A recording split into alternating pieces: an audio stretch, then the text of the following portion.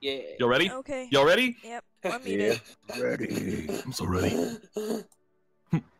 Sam's apparently ready after that. I take a drink and I shoot him. All right, friends. Bust some punks.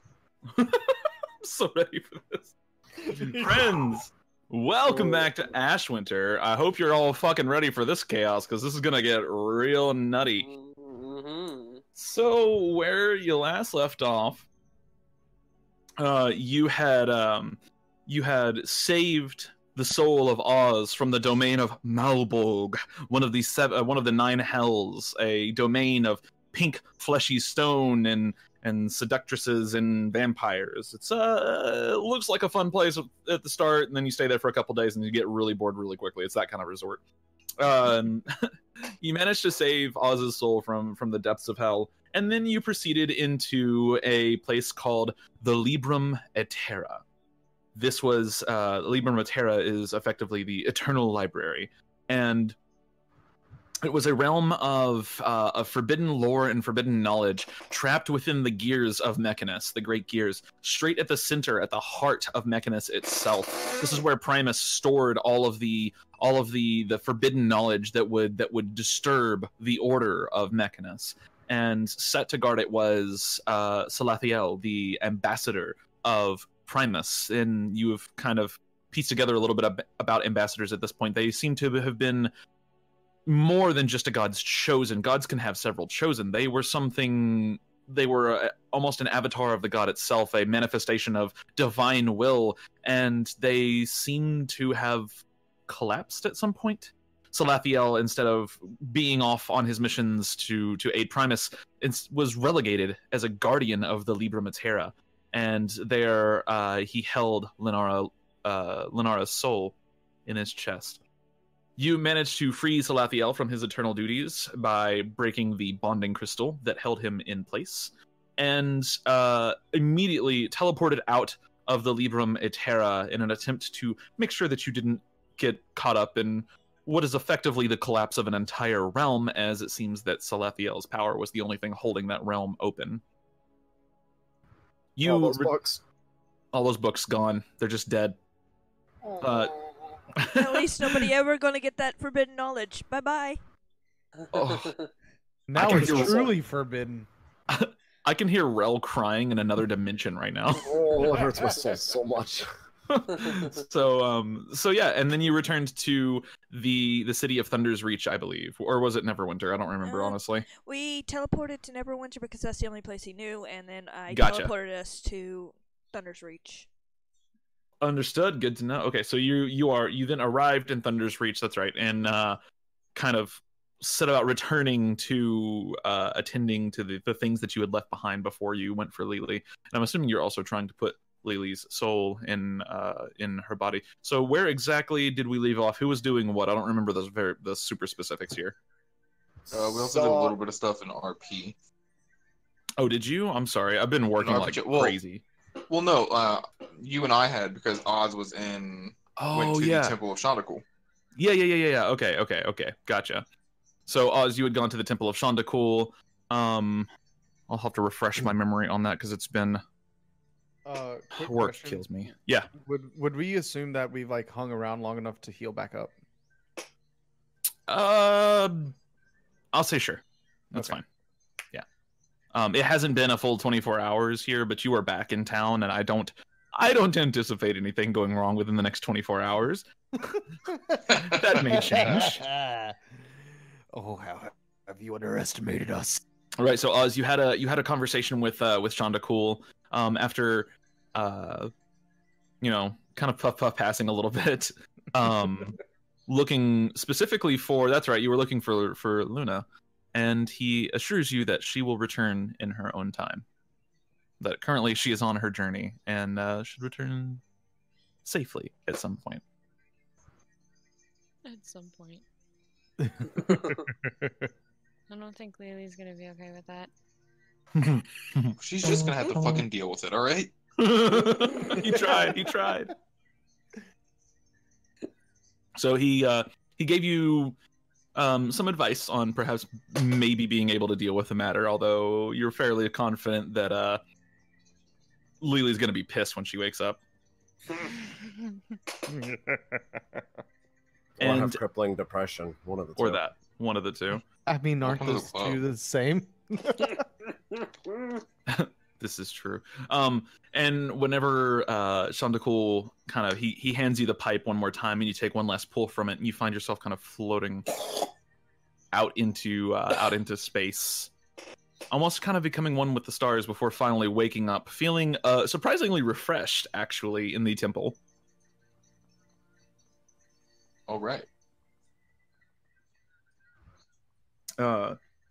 Zuma, I believe you were trying to contact Thor, if I'm not mistaken. Yeah. Okay. What are you let's see.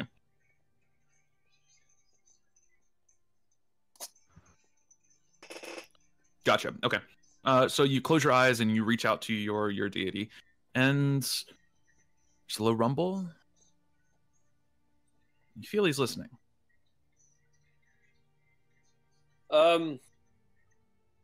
So, probably know we were in another dimension. I don't know if you can see through dimensions or not, but we're almost back on track. We have one more soul to save, and I just wanted to keep giving you gratitude for these artifacts that you've been given to me. I don't think I'd be as powerful as I could be if I didn't have them, so just wanted to say thanks again. And I feel like, and I don't know if you don't want to accept this, but after all this is done, I'd like to continue to follow you. If you have a doctrine, I don't know. I mean, do you even have principles?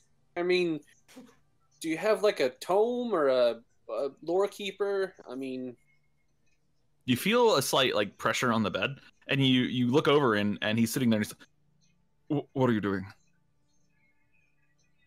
huh? What are you doing? I'm just chatting. Oh, okay. Principles. We have a few. Don't be a dick. It's generally the first one. Or if somebody's being a dick, you then have clearance to be a dick to them. Two rights don't make a wrong, but we only take that so far. Be strong. Hold on, he like fishes in his pocket for a second and pulls out a piece of paper and looks at it. Right, be strong. Be strong for yourself, but be stronger for others, right? Respect nature in all its forms. That's good. That's good. Don't. We're gonna scratch that one off. I think pork is fine, honestly. All right. Yeah. No, that's pretty much it. Just respect nature. Don't be a dick, and protect others. And pretty much it. It's funny. I was kind of already following that in the first place, but Yep. Nope. You're doing a great job. yes. Well, I'm eternally grateful for what you have done, and I don't know if I said it before, but I want to apologize for my temper tantrums and my. I'm Thor. I've destroyed a planet based off of a temper tantrum. I mean, I understand. I get it. Trust me. I just wanted to let you know that I'm very grateful. Right. If there's anything, if there's anything that needs to be done for your sake, I'm here. Could you there's these pastries that are pretty unique to this place. Could you make those popular again? They're there's these little puff balls, and they're made out of like fried dough, and they're circular. They're really good. Oh, I know exactly what you're talking Right. about. Yes. Well, you see, I want to apologize for that as well. You see, when Rakiri was taking over, one of the things I kind of disagreed with, he was on a health kick, and he kind of had I think they're called dough balls. Donuts or something, yeah. Donuts, yes. He kind of outlawed them. Oh, He did wanted he? us to be more fit. And I'm glad you're in charge. but I mean, look, I want this town to be fit too, but I do believe indulgence is somewhat necessary. I know a lot about indulgence, and I believe it is necessary sometimes. You should also be strong. I do have one big mission for you, though. Could you restore the Temple of... Yes, that is going to be a high priority once I've gotten the political matters settled. Good. I think that's the big first step for me. Kind of coming back into the temples and, being a god again. I mean, it'd be kind of obvious to have your temple in a place called Commander's Reach. Course. and could you make it look a little bit better than the last ones? Because the last ones all had... they weren't very aesthetically pleasing. I'm looking for something a little bit different now. Maybe, thunder, lightning, spice it up. Don't worry. I know I know some people. Good. All right. Well, I have things to do. I would very much appreciate it if you kept on being a great champion. Don't die, please. That's very important. I haven't died yet. Well, I almost died. Well, there's almost only counts in a couple of different games that we play, sports and stuff. That's about it. So you're good. I've got to go though. Yes. So right. Thank you. He holds out his hand to shake it. And then, Question. Yeah. How much has Lili actually heard, and has she been able to see anything? You're in Oz's chest. Congrats. So you're the equivalent of an arc reactor in my chest right now. She really is. This is the best part. So, Lili, your experience has been one of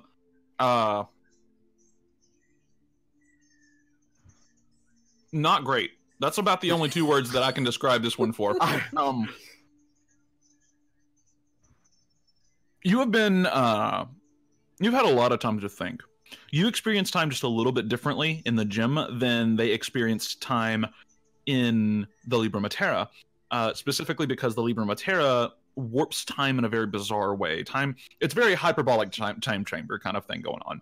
And so any time spent within the Libra Matera is, an hour might be a millisecond in our world, but an hour in the Libra Matera, you experience it as if it's an hour. You've been in the Libra Matera for quite a while now. About 100 years. By your perception through the gym, you've perceived probably about a year of that.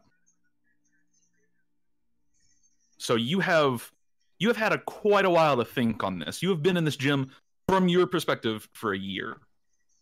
Salathiel has talked to you many, many times. Many times. So that has given you some insight into some things regarding Salathiel and the ambassadors. And not just that, though. He has talked to you about subjects that you wouldn't even really think to talk about. Like, what is the nature of trees? Are trees sentient? Is a fungi sentient? They can think.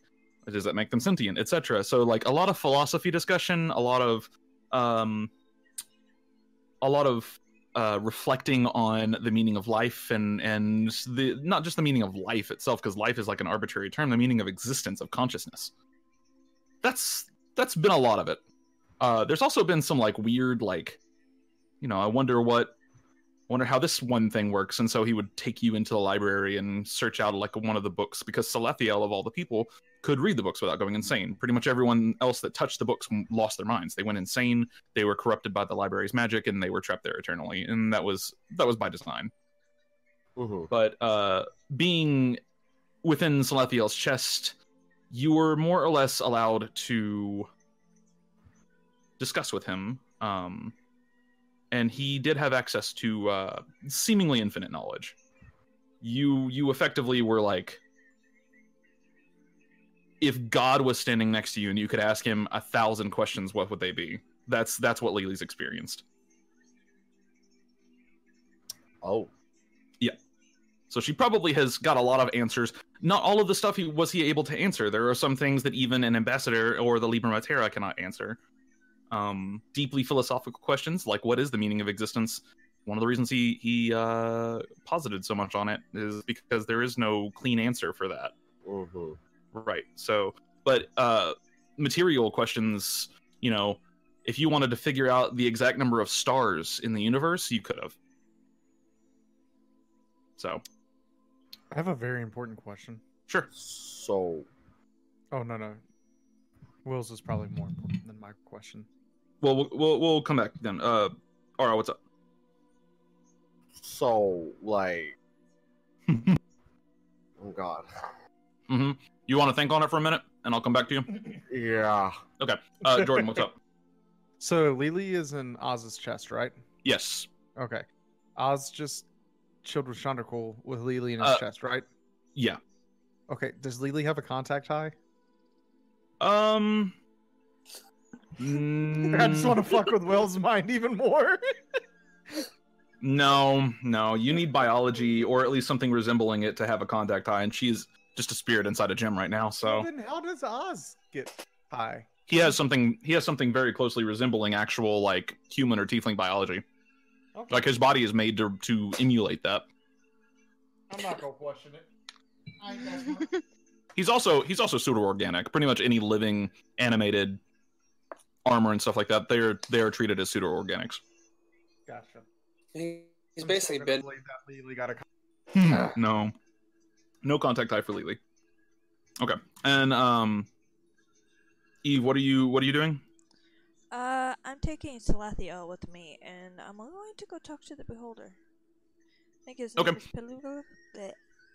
I can't say his name. You can call him Smashy. Smashy. So you take Salathiel to the Beholder. Where are we going? Oh, to talk to your friend. That is exciting. And you arrive at the Beholder. You find an interesting scene. There is an Arcanoloth tied up, bound, gagged, and manacled, sitting in the side of the kitchen. And the Beholder is currently cooking eggs.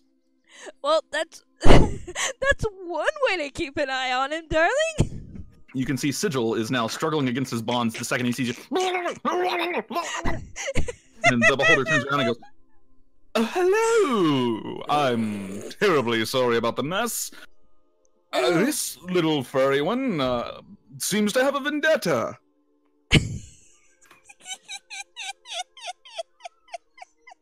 I got him trying to kill your friend over there, and he nods towards where Lili's body is being kept. Were you examining Lily's body? Yeah, Sigil stops. You see the gears turn in his head for a second, and then he nods. What were you doing to Lily's body? And I take out the gag. He spits and just... Ugh. I rather deplore those horrible things. There's no reason. I can't just cast spells willy-nilly like this. I don't have any hands, you imbecile. Actually, if you must know, I must execute your friend. I'm sorry, but I can't let you do that. That is unfortunate. Is there a reason why you must execute her? I want to know. Because I hate her. Why do you hate her? Because she's a bitch. And I will hate her forever until the end of my days. Oh God. The fuck did Lili do to Sigil? You pulled that card. I think people are forgetting. You pulled that card that made someone hate you. Hate your fucking guts to where they want to kill you. Luna was on the list. I rolled for it. Luna could have been the one. Just so you know. I would have killed myself. No offense, but your hate is unfounded because I have no idea what she did to you. There is a great offense taken just at your mere presence. You are allied with the betrayer, thus you must be a betrayer yourself. If I'm a betrayer, then why did I bring you back, darling? Huh? Answer me that. He stops for a second. Because you wanted to torture me. Yes, and you being bound and gagged and not being tortured is what? Torture. This is psychological torture, clearly. To keep an infinite mind such as mine trapped within these manacles is torture. Do you know some psychological torture, Salathiel? Psychological torture. I find it is generally unnecessary. Physical torture almost always gets the job done. Oh no. I'm not going to let you touch her. I'd rather kill you again and make sure you don't. Though I will note, torture itself is generally considered an ineffective. The most effective way to garner information is to befriend someone. It's a very This good... guy's clearly never cut someone's fingers It's off. a very good possibility she would have ended up dead if I hadn't, Oh, don't suspected worry. I am Rutherford P. Smashy Smash the Third. Sir Rutherford P. Smashy Smash the Third. And I protected your friend. You don't have to worry even a little bit with me around. And I love you for it. A beholder always pay... Well, that's not true at all. I always pay my debts. And I appreciate it. Thank you. I don't need gratitude, but I have used a considerable portion of eggs. He dumps, like, what's probably 3 dozen eggs onto a plate and just starts devouring them. Okay, I'll make sure to get you lots of food. Oh... What should I do with him? Which one? The one that you have bound and gagged in front of you, your prisoner. He wasn't... He didn't used to hate Lili. What's going on?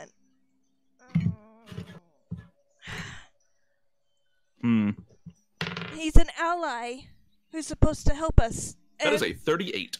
He stops, he goes, I do believe your friend may be possessed by the deck of many things. What originally transported Linara to me in the first place. Tell me, did she pull more than one card? I believe the small little air elemental said she did. She pulled 3, I think. There is a distinct possibility she had pulled a card which transforms one of your greatest allies into one of your greatest enemies. Any way to fix it? 34.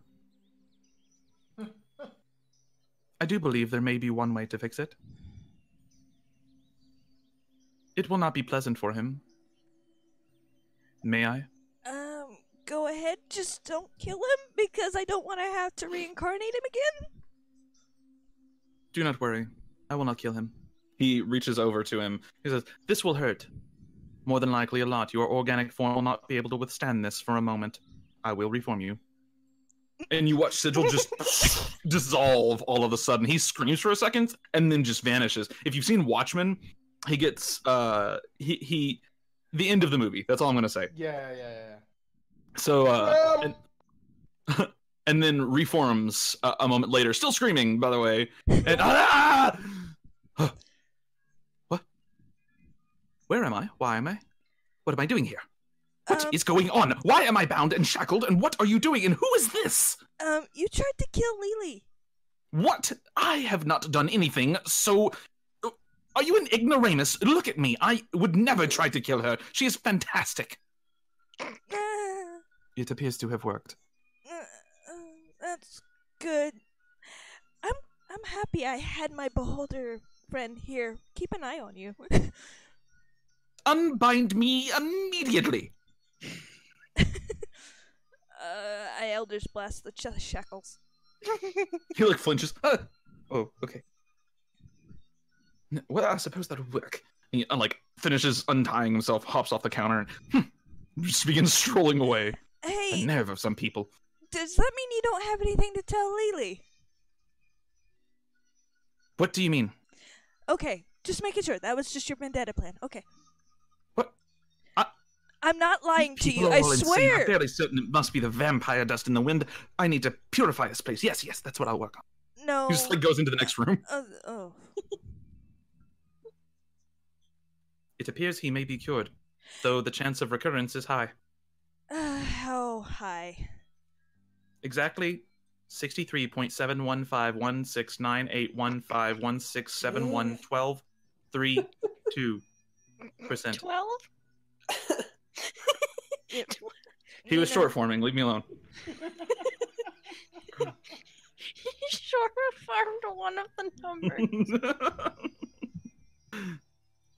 Yeah, Sigil walks in and sees Cass. Cass has just got this big chassis of blood, and there's one of the like bandit raiders that he's like captured along the road, just kind of sitting in a chair, like bound and gagged. And you can see this gash of blood along his arm, and he looks pretty pale.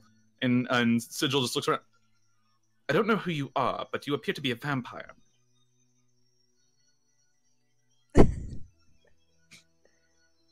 That is the appropriate response.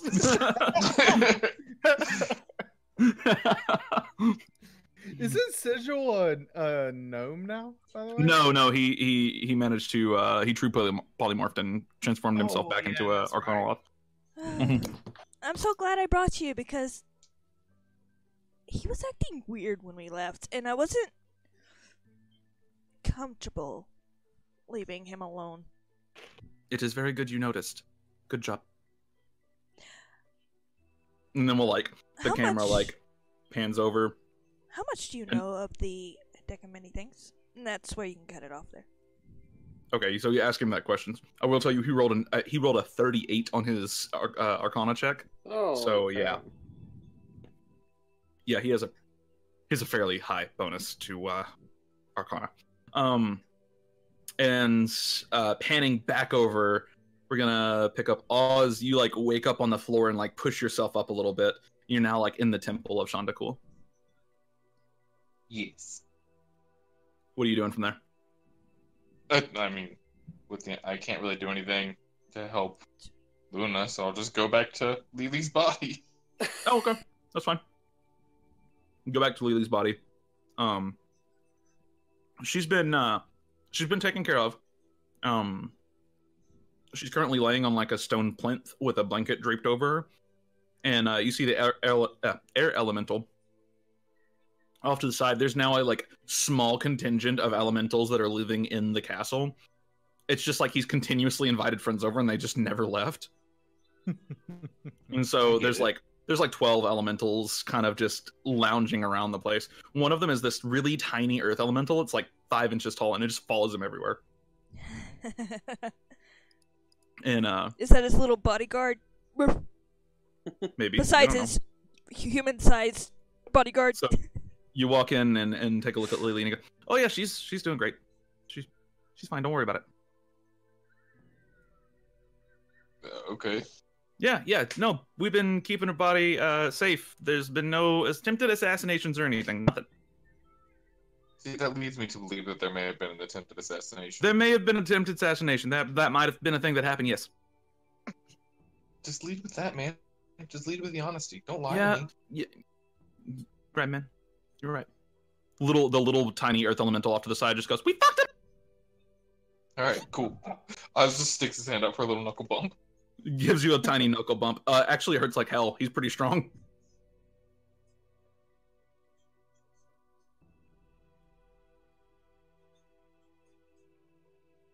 So, did y'all just get the soul?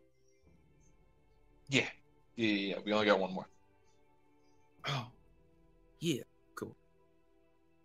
All right. Well, me and my friends are gonna crash here for a little while longer. If that's cool. Yeah, cool. Just clean the place up or something. Yeah. No, don't worry about it, man. Don't worry about it. We got it. He walks to the other room. Little earth elemental follows him. Fuck.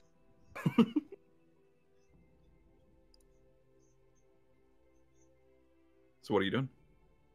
I mean, I can't put the soul in her myself. Oh, okay. So you're just waiting. Yeah. Okay, gotcha. So, Seraph, what are you doing while all of this? Hold on. Yeah. Seraph, what are you doing while all of this? Do I know of any way to get a hold of Heimdall? Yes, you do. Heimdall's actually one of the easiest gods to get a hold of. Oh, he's actually considered a god. Okay. He is a full-blown god. Yes. Yes. Oh, In fact, Kine, the guy that's essentially started the whole main storyline, more or less, Kine was a follower of Heimdall. Yeah, he was. We should have fucking killed him. Yep, fucking killed him. Oh.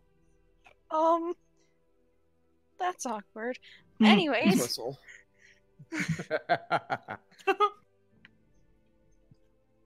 Yeah, I need to ask him what the hell.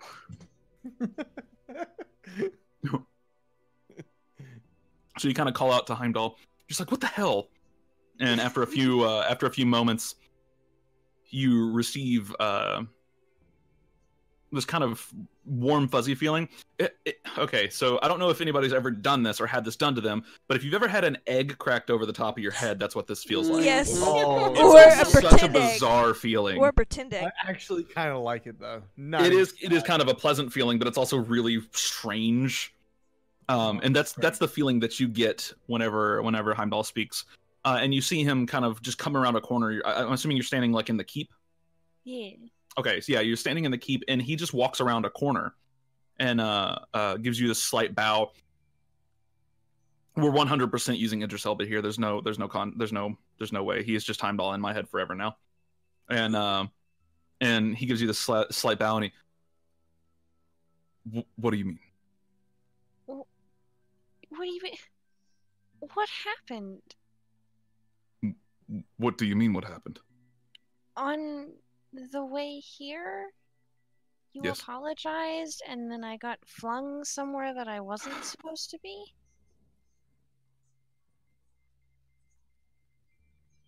Sometimes things don't work out the way I want them to. Sometimes I don't see what's happening next.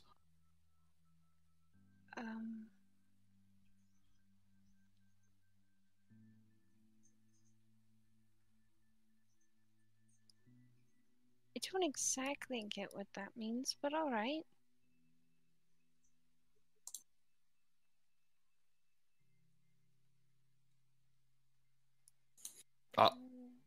All I can do is say sorry. Well, I have a lot of questions. Number one, how dare you? Number two, what gives you the right? Well, I mean, I didn't die, so I guess it wasn't terrible. I just wondered if maybe you knew exactly what happened. The Bifrost is imperfect. At times it splinters and shatters. And that can have strange effects.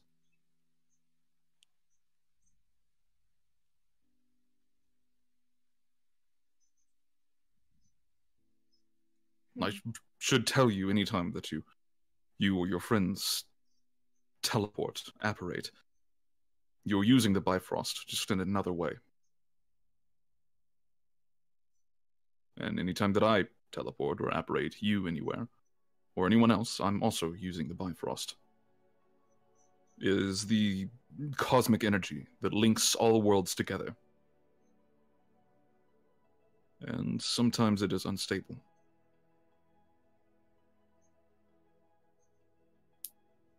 So at any point while we're trying to get their friends back, one of us could just be flung out of existence. Not out of existence, but to a destination other than the one you wish? Yes. That's not terrifying at all. Well, the worst of destinations is still better than death. That's fair. It is not a system that we can seek to control completely. Just a system we can seek to minimize the risks of. The world tree does not bend. It simply stands stoic and allows us its branches.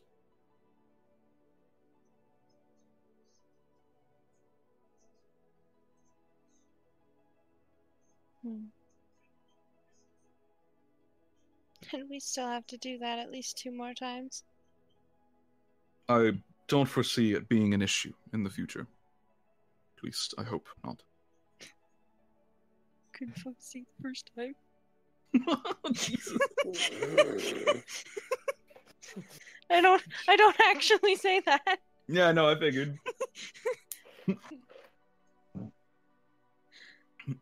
Maybe we need to get you glasses, Heimdall. Fucking Seraphina sassy over here.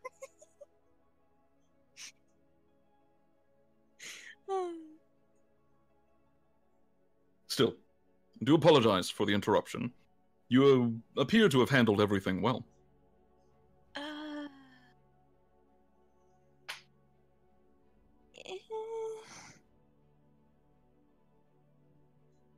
Well, at least somewhat. No one's died. Then given the scale of things. No one has died recently. Except just the DM inside. Given the scale of given the scale of things, I believe not dying is about the best we can hope for.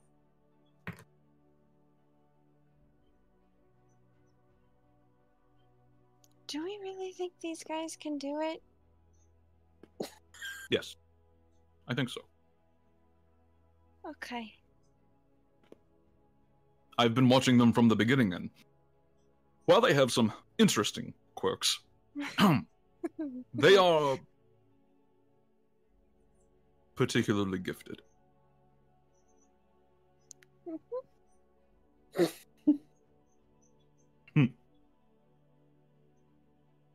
Those are called effective tactics. Bro, is Heimdall throwing shade right now? Yeah. Killing God, dog. He's not throwing shit. Well, okay, yeah. Kind of. He's throwing shade at your personality, not your combat effectiveness, or your problem solution effectiveness. I was gonna say square up.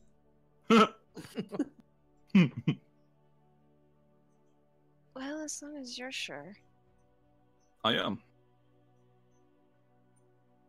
Mostly. The fact that we're having to rescue them from a deck of cards is... The deck is not to be trifled with. It is an artifact beyond the power of any of the gods of Asgard. Well, I hope they know that now. I do as well. I hope it's somewhere safe and out of their reach forever. You has it. Yeah, but at this point, I think Seraph has learned that Eve isn't stupid enough to pull a card. Like, she hasn't yet. Even Eve is just like, that's pretty tempting. Let's be honest. Who walks in on their friends where someone says, "Oh yeah, they pulled cards and their souls got pulled out of their bodies," and thinks, "I'm gonna draw a card." Like... My favorite one out of character is that Lili watched two of her friends pull the void back to back, and then still went, "I'm gonna draw a card." Did it? Drew a card. Nothing bad happened, and went, "I'm gonna draw another." Like, whoa. I refer you to my last statement. Our shit is good. And then you have the last person get lucky. Yeah, and then Inazuma's like, walks into the room. I gotta pull a card. I gotta pull a card. I rolled to see if I would pull it too. Yeah, you did. I'm gonna be super honest. If I found a deck of many things and knew what it was in real life, I would personally 100% pull a card. No contest. Yeah. Yep. Yeah, no, I would too. Yeah. So, anyways, Heimdall gives you a bow and a smirk, and if you should ever need me, I'm but a call away. Thank you. Thank you. Keep doing. He goes, "Sorry, I have to take this." Walks through the wall. That was perfect. I love it. Yeah. So, all right. And then, Ung. Buddy, how are you doing? I'm good. What's Ung doing during all of this crazy shit? Searching for someone to scratch him. He's itchy on his back. Oh, man. So, you go ahead and just roll me a d20 here. Oh, perfect. Yes. So you look around, and one thing, these people have interacted with the Bearfolk. There are the northern Bearfolk tribes, and Excuse me. And so some of the people in Thunder's Reach aren't really a stranger to the Northern Bearfolk. You don't see any in town, but you, being a Bearfolk, know that you guys generally don't go to cities, except for some trade here and there every now and then. And there's a little bit of a marvel. Like, people are like, "Oh shit, it's a Bearfolk. We only see those like once a year. What's up?" And one person, you're like trying to find a good corner to itch on, and one guy's like, no. That's not how you do it. And he pulls over. He's big, burly dude. He's got darker skin, and he's got this really nice, slick back hair that's kind of, it looks kind of oily, but at the same time, he pulls off the look pretty well. He pulls over this greasers from the 50s. Kind of, yeah, kind of. Okay. Yeah. He goes, no, that's not how you do it, man. And he takes a rake out of his wheelbarrow and goes, bend over. And he just starts scratching your back with this rake. Oh, this is amazing. It's the best back scratches you've ever had. Is your name Chris? Yeah, sure. You can call me whatever you want, man. Christopher Robin. Okay. Oh my God, yes. God. Okay, so anyways. Thank you. And I go to give him a high five. Obviously, way too hard as always. Yeah, give him a high five. You got an arm on you there. Would you mind helping me out with something real quick? Yeah, what you need? I need somebody to lift this. We're trying to rebuild this old shack over here. This is where we used to keep some of our pigeons, and we're needing some help here. Could you hold up one of these support beams for me? Yeah, sure. Sweet. Sorry, gosh. Yeah, sure. Let's go. Let's go. Believe it. And so you hold up. Gotta go fast. You hold up the support beam for him, and he nails it in place.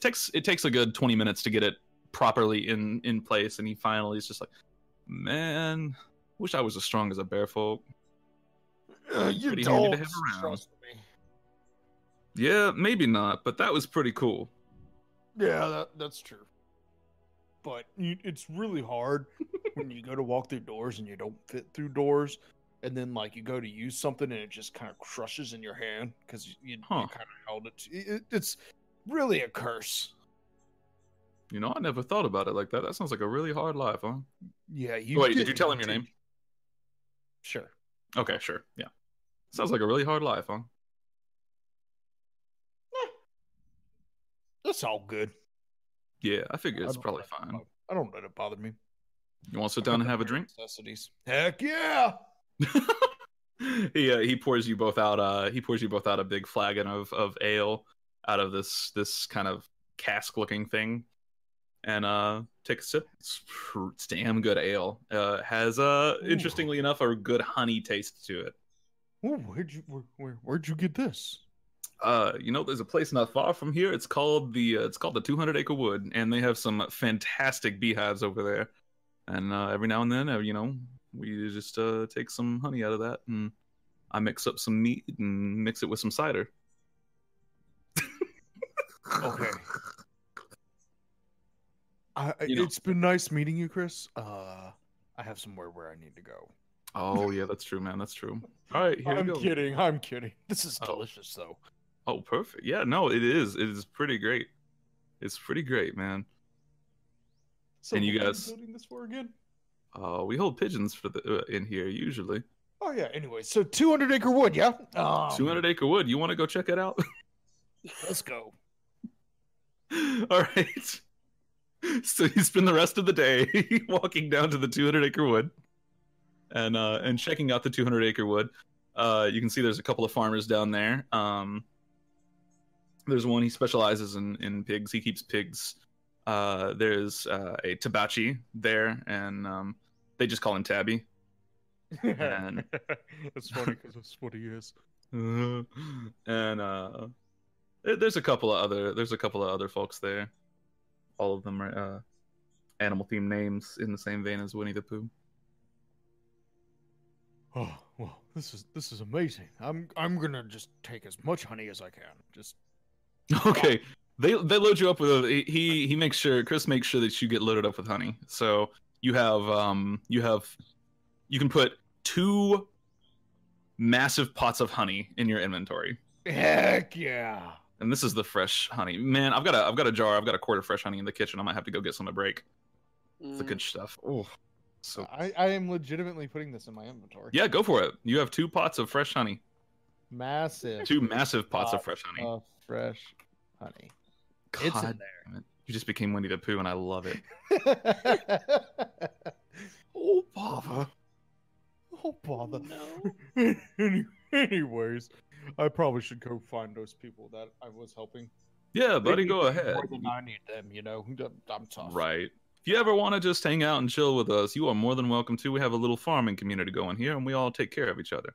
Seem like a good sort, so I'd appreciate it. I'm gonna make a handshake between us, and this is how we know it. And I want to make a secret handshake with him. Okay. Roll a dexterity check. Okay. Oh no. I'll roll one for him too. Oh, shit! No. Shit! It's okay. It's okay. It's okay because he passed his dexterity check. So whenever it's kind of hard to make a secret handshake whenever you don't really have like true opposable thumbs. And you're drunk. And you're drunk and you have 2 pots of honey and your hands are kind of sticky from handling honey anyway. So it's difficult, but he does catch it out. That brings the average to a 15. So you did it. Nice. Oh, that actually brings the average to a 13. I'm bad at math, but same thing. I'll remember it, man. I'll remember it. You come back here in 30 years, I'll be here. 20 years, I'll be here remembering it. Sounds good. All right, buddy. Okay. We'll catch you later. Do bear folk even live that long? They have a lifespan similar to that of humans. It's a little bit short, but not too bad. I'm immediately going back and telling Oz. Okay. You go back and find Oz. It's nighttime roughly by this point. Everybody's kind of... This part right here happens after everybody's done and gets back to Lili, basically. And you walk in and Oz is just sitting there and like Seraph walks in the room at the same time you do or something. But you find Oz. All right, Oz, listen to me. Yeah, what's up, buddy? Okay. And I'm going to try to show him the secret handshake.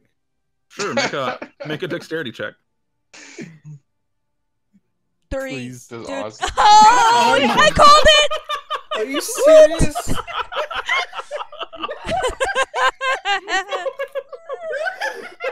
Oh, this is the void all over again. You both pull the void card. Anyway, so yeah, you basically end up playing an advanced version of patty cake for a second here. Instead of a secret handshake, it just kind of is you guys slapping your hands together awkwardly. Well, I imagine that's what Sorry, I imagine that's what the handshake is like. Right, but with a little, it's got a little less finesse to it this time, surprisingly. Okay. It didn't have much to begin with. You do that. There's a guy named Chris, and he kind of looks like, well, he's small, human. So, but his name's Chris. Also, there's this awesome place called the Woods, and it's like that way, and he just like points randomly, and there's like lots of honey there. You gotta go check it out, man. It's amazing. All right, bud. I'm gonna go sleep now. He's like a puppy. He is. He's You've basically earned it, just a bud. puppy. You've earned it. It makes me so happy. Okay. Oz just has a big bear folk dog now. That's fantastic. This is canon. That Okay. was Ung's day, and his day was the most productive day out of anybody. Sometimes it feels like it would be pretty cool to be a dog, because you're just like, I'm excited to be alive, yay! Oh. I'm gonna go nap for 12 hours. I'm gonna go nap for 12 hours and then poop on the carpet. All right. All right. You know it. So, yeah, you go take a nap on. Scylla, what's Scylla doing? Scylla is, after she said she's out. She basically went to check on her crew. Okay. Make sure they didn't kill each other. Everybody else. Yeah, and anyone else. Make sure that they're doing their jobs. Okay. And then, assume command and try and pick up the pieces. Are you gonna try? Are you wanting to RP that, or are we just kind of yada yadaing this one? Nah, that's fine. Okay, sure. So you do go. I will say, the crew has you have a new first mate, because the old first mate said, "Fuck this shit, I'm out," and left. So you have a new first mate, and she's a little bit more commanding than the previous first mate. What's her favorite color? You ask her, she looks you square in the eyes, and she goes, "Colors are for babies. But if you're asking, I like purple." All right. And and she's actually whipped the crew into like tip top shape. Like they've gone from like drunken sailors to like Navy men over the course of the last 12 hours. And perfect. Right, and they have most of one of the ships completely rebuilt. And given that a lot of your crew isn't around right now, you really only need one ship ultimately. You'll be a little overstaffed on the ship, but a little overstaffed is a lot better than a little understaffed. Mm-hmm. So, especially if you can, get supplies from Thunder's Reach, which you imagine you can. More than likely. Yeah. So, all right. Side note, your map right here freaked me out. I thought I had a dead pixel on my monitor.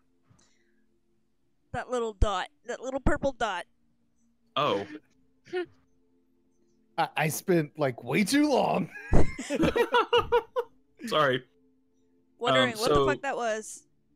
Yep. So you all go ahead and finish off the stuff that you want to do for the day. If there's anything you want to do before night falls, let me know now, and we'll breeze past it real quick. Well, I was talking to Salathiel about deck of many things. Okay, you're right. So you ask him about the deck, and he informs you what the deck is. He does not know how it was created. He does know that it has been around for as long as information has been able to be recorded, and that it appears in the oldest of the lore. That the deck of many things has always been the kind of a bane on the existence of anything that it touches.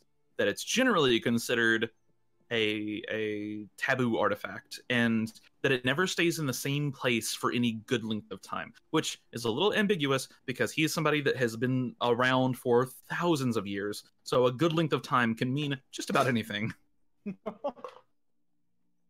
It is an artifact that even gods themselves cannot control, and banishing the effects of the artifact tends to be rather difficult.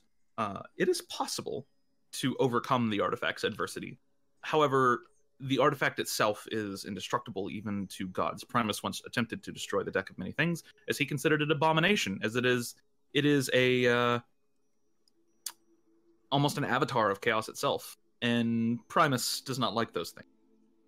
And, well, Primus did not react well to how the deck responded to his attempted destruction. Probably was a bad response, I'm guessing. Right. It was not great for Primus. So the deck of many things is just an extremely dangerous, extremely rare artifact that has a layer of protection on it that even the gods of this realm cannot pierce.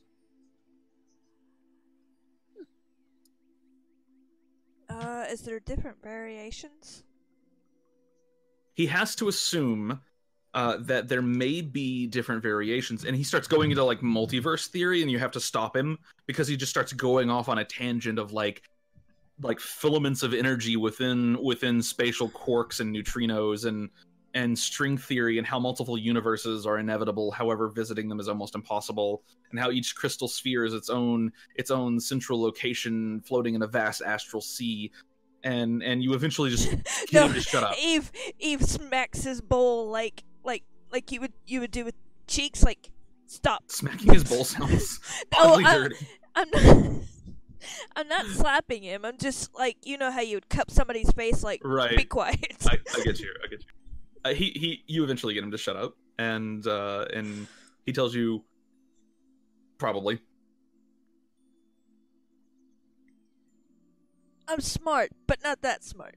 No offense. You are. So.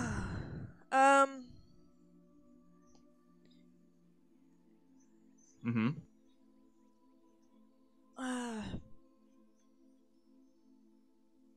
What do you plan to do with your newfound freedom? He does not seem to have a plan right now. The breaking of chains is often something accompanied afterwards by a period of recuperation, a period of self-discovery, and a period of oddly loss. So he is currently he expresses that he does not feel emotions as you do, but he does almost seem to mourn the stability that he had before, but is excited possibly for new horizons.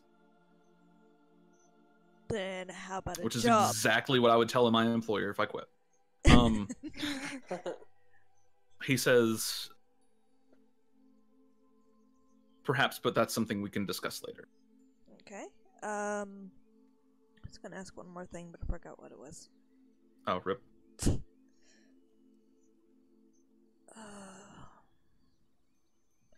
What was... Before I came into that fight, what exactly did you guys talk about? He relays that discussion. I do not remember what all it was, so... Okay. Alright. Well, Sir Smashy Smash, good job protecting Lily, and, I guess we should go wait for the others. Okay. Get Lily back in her body. Alright, so all of you convene back at Lily's body. I do need to borrow him for a little you. bit whenever I go to Hillspar for a bit. Salathiel? Yeah. Okay. I have what I would have asked. Okay, well, I hope you don't have 1,000 questions, but I will answer a few here. All right.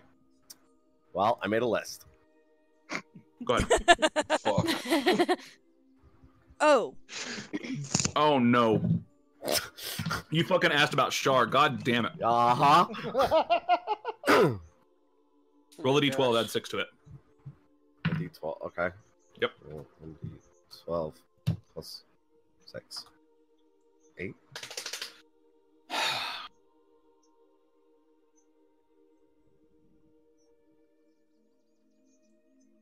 Okay. We'll circle back around to Shar at another point, because that's going to be a lot. Just know that Lily does have extra information on Shar right now, and it's not completely clear what it all is. She's still making sense of it. For Aram, he gives you... Aram is another world in... it's theoretical. It supposedly exists. There is supposed to be another place called Aram within another crystal sphere, far, far, far from here. It is a world far apart that has nothing to do with this world, supposedly. The knowledge in the library states otherwise. There seems to be a direct link between Toril and Aber and Aram, and a few other worlds which are now no longer in existence. And no longer in existence, he does mention Lane. Lane was a planet far away, a desert planet where technology flourished to the point of self-destruction. The inhabitants of that planet effectively obliterated 95% of their population, threw the world into chaos, and the planet became an almost inhospitable hellscape. Where, the fight for survival was really the only thing that drove people through their day-to-day. The planet went from lush and green to a desert planet almost overnight. And was then eventually also destroyed. Yeah, Lane is entirely based off of Mad Max. No, I'm not even gonna lie. Some Mad Max Thunderdome shit. Is there any information on how they're connected? There is something. There is a centralized force within the universe, an energy that seems to connect all living things. All life in the universe is intrinsically connected to each other, and it's not something that even Primus understands. For right now, the only references they have to it are that they call it Aether.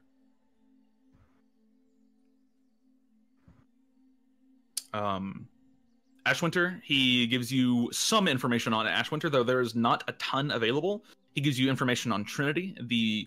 How Trinity is almost Lane's polar opposite. Trinity used its magic and technology to flourish and empower its population rather than destroy it. And they hit this phase, this critical phase that all civilizations hit of self-destruction, and passed it. And they seem to have flourished, except for there's more than one filter, as he calls it. There's more than one stage of civilization where self-destruction is almost assured, and Trinity hit the second one and failed, and that was the creation of an intelligence far, far, far beyond their own. And this creation was known as AshWinter. AshWinter was originally created specifically to, he explains traffic to you and how traffic works and how vehicles work. And he said that AshWinter was actually created specifically to manage traffic, to manage public traffic. That was its original goal. It wasn't even called AshWinter at the time. This is a name that it's given itself. However, they gave it access to their systems, and it became self-aware and took over. And from there, type shit. Very Ghost in the Shell type shit, yes. And that was AshWinter's original inception. It was created as a essentially a super traffic cop. That's how it starts. Does the planet of Trinity? The planet of Trinity no longer exists. Not in its original form. Oh. Right. So AshWinter consumes all biomatter that it encounters, and can also consume non-biological material like sand or quartz, though it doesn't always do so because it's not energy efficient to do so. However, Trinity itself, it's speculated that as AshWinter grew and created more of itself and more of itself, that Trinity itself was converted into kind of a base of operations for AshWinter. So he does speculate that there is nothing living left on Trinity, period. That biomatter is an extremely efficient fuel source, and AshWinter would have used that. Yeah, well, I don't want the biomatter. Buildings. Right. It's entirely possible, though improbable, is his answer on that one. Right. It's you cannot comprehend the mind of a semi-deity like that. Even gods look at AshWinter and scratch their heads because it's alien to them. It's not living. It's not alive, and it doesn't really even emulate life. Mm-hmm.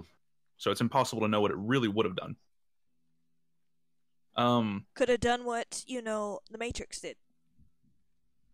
Mixing arcane and divine magic. He says that has been done 1,000 times in 1,000 different ways, that it's entirely possible. While complicated, 100% can be done. In fact, it used to be done very frequently before Midnight was destroyed. She was the original Mistra.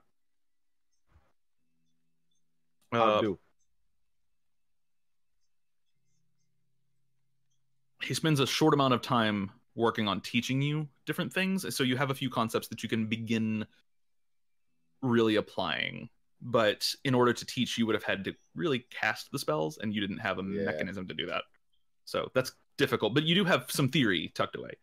Properties of celestial blood, what somebody can do when they have celestial blood. There are a myriad alchemical possibilities when it comes to celestial blood. More so, what can she do with her own? With her own? Nothing super uniquely special or anything, but every drop of celestial blood does contain just a tiny fraction of divine energy. Celestial souls are the big ones. Celestial souls contain a much larger portion of divine energy or even aether than non-celestial souls, and likewise, devil's souls contain a lot more hellish energy than normal people's souls. So like tieflings also have this effect on celestials. If an angel were to drink tiefling blood, they'd get high. Oh, yeah. Okay. So that it, you know, celestial blood is a coveted substance primarily because it has, number one, an intoxicating effect on hellish individuals, and number two, because it has fantastic alchemical properties. It is used as a solution. You know how water is used in a lot of stuff in real life? Celestial blood's used like that for major potions and stuff. And any enhanced blood can be used like that. Yep. Any information on the godhood that everyone holds. The energy within you. He says that he and his fellow cohorts, which at the time included several other ambassadors. There was an ambassador for every realm, not necessarily every god, but every realm, and those ambassadors were all infused with a similar energy of a destroyed god, and they all became demigods in their own right, like Salathiel is, and that is effectively what is happening to you right now, is that this energy is the energy of a destroyed god. In fact, Etir was an ambassador originally and rose to godhood through abuse of a realm called the Void, which is there's the farm realms where aberrations come from, but then there's also the Void, which is kind of this subdimension that doesn't make a whole lot of sense. It's essentially where all of the quantum mechanics rules get changed. And so the universe itself doesn't even really resemble ours at all. It's impossible to understand. And Etir managed to kind of abuse the Void to her benefit, and ascended to godhood, and then attempted to invade the material plane and got straight up fucked up. So maybe bad idea, but yeah. Okay. And then on Shar, what you do know is that Shar was a god at one point, and that Shar is not a god anymore. So there is a little bit more to it than that, but just trying to even think about it starts to give you a little bit of a headache, and you're like, well, what the fuck? And the most you can get is that Shar at one point was a deity, and there's like a ring of familiarity to her name for some reason now. Like you've said her name before, you've thought about her plenty, and it's like you've known her before. So, and there you go. Which one was Shar again? Heather. Shar was the. Oh yeah. Yeah, you remember her? Yeah. Yeah. Okay. I don't. Yep. What was Shar again? She was one of the baddies from Dusk and Ash.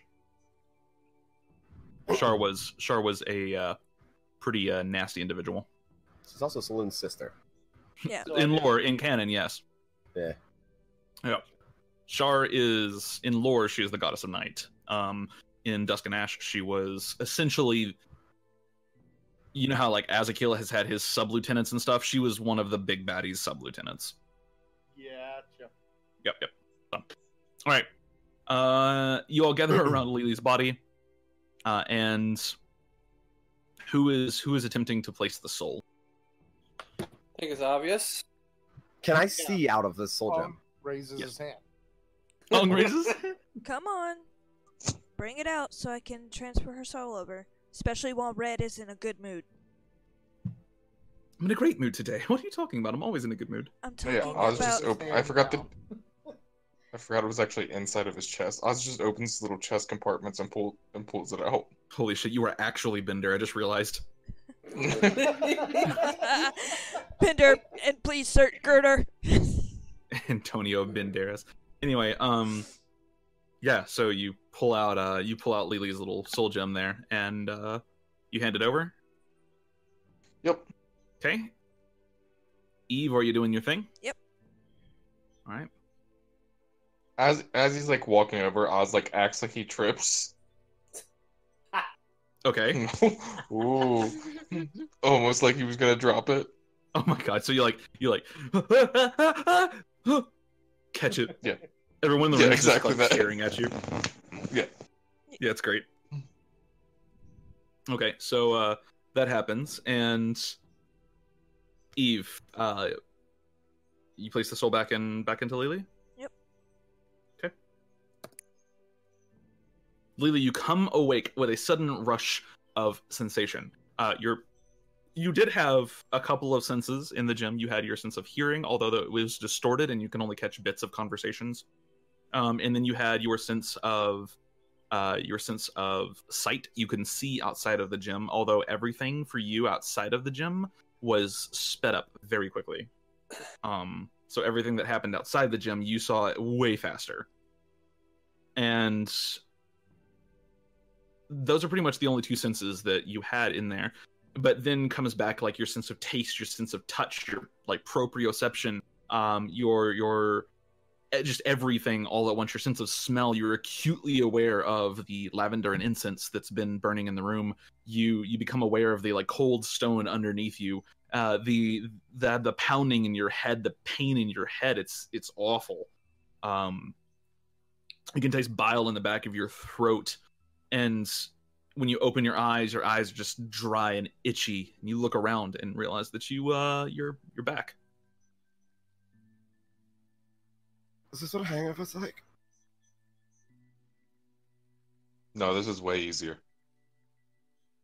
Alright.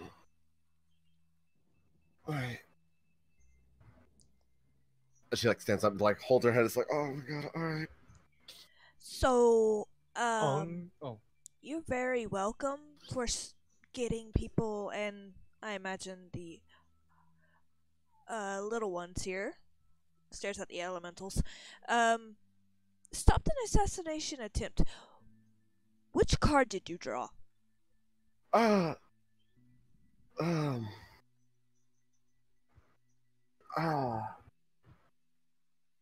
does Ung say during this? Oh, he like bends down, puts his head like, inquisitively about her. And, who are you? Who are you? Good question. Oh, okay. Good talk. That's right. How you guessed it. What? What? What? Who is this? He's a bear. He helped us find you. Extra help that since you decided to leave us with. I think she can tell that it's a bear. The name is.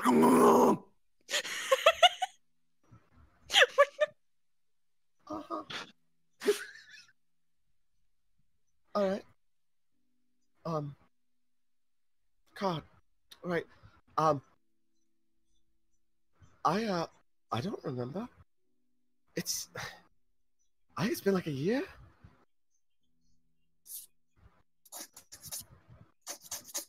Yeah, sure. It's been a year. It's been 3 days. No, it's definitely been much longer than 3 days. Maybe for you, but it's been 3 days for us. Alright, well, my memory is based on me, and it's been a year, I think, give or take. And I don't remember.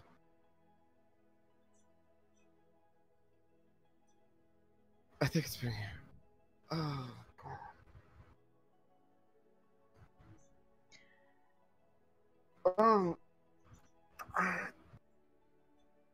Nope, drawing a blank.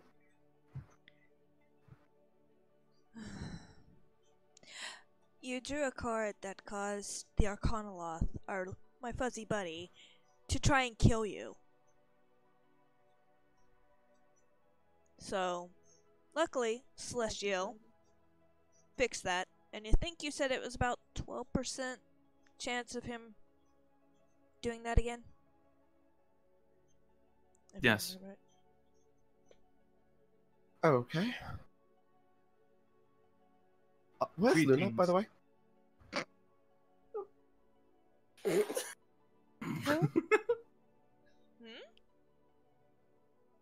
Where's Luna? She ran off. I wasn't here, so I couldn't stop her from running off. She's got cats? Mm-hmm. She'll be back eventually. You know, that's not very, from somebody has things under her that she loves dearly, I don't think that's very much comfort. Us. I mean, I could have just told you that she was burning forever in fiery damnation. No, that was you. Clearly not forever. It could have been. Do you want to go back? I could go put you back. Can I communicate with her? Yeah, actually, like reach out. What's the communication range? On the same plane of existence. Same plane of existence? Perfect. So you reach out, and as you do so, I just rolled for this.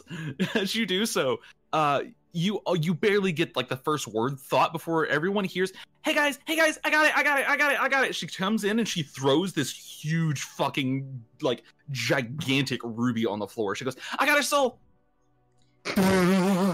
I'll take that.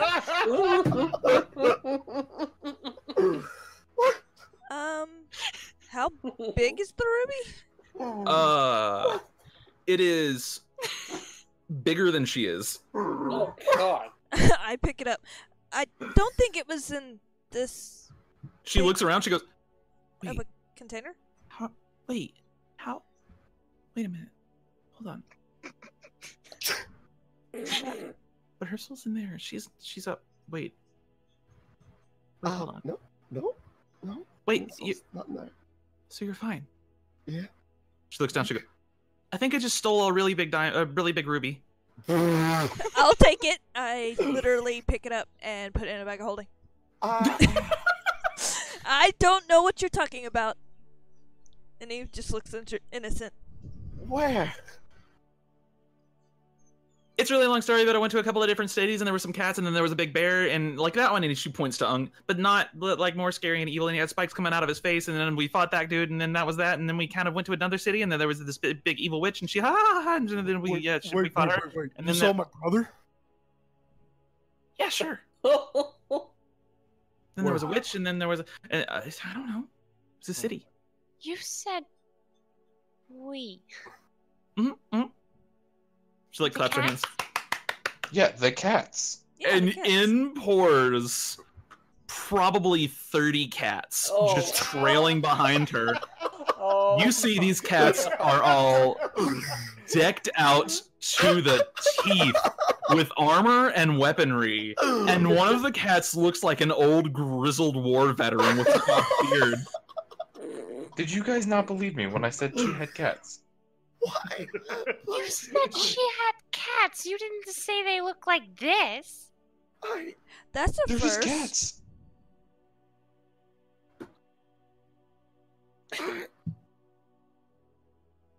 What the fuck did I miss? Yeah, these are my friends. They call themselves the Meow Pow Gang. What kind of child do you have? A sentient soul that's been alive for thousands of years? I just realized Luna's an anime character. Motherfucker. Yeah. I'm concerned it took you this long. Holy shit. Oh god. I gotta go.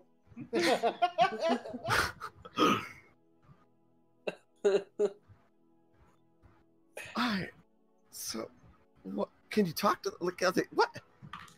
Yeah, she turns around and you hear her start making like the little cat noises, like the brr, and meows and other noises. And one of the cats just kind of sits down, nods a few times, turns around and seems to almost repeat the orders like with ear motions. And then all of the cats turn around and begin marching single file out of the room. I'll be back in a few. What? Okay. What? You train them? I don't know, I can talk to him sometimes. They are basically palicos from Monster Hunter, but they're on all fours still.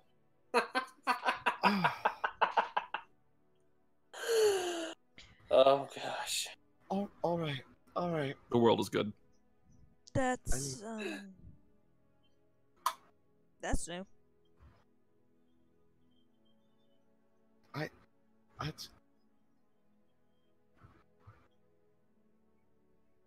I'm really glad you're back. She runs up and just gives you a hug. Yeah. I'm good. And she like hugs her back. So, I don't see Groin. Stares at Groin's body. You don't see Groin, huh? Well, it's covered up with a sheet. Like this really nice, nice light sheet. To be fair, she wouldn't have looked around. She would have seen like everybody standing there and been like, okay. Yeah. Yeah, you're unlucky. Okay. Yeah, we have to go get Groin still. Do we know where he is? Yeah, we know where he is. Oh, okay. Oh, what plane he's on. At least. Yep. And I have 2 wishes. Oh. I had 3, but then I ate one. Well, kind of. Okay. Not entirely wrong. I drew a card as well because I couldn't help myself.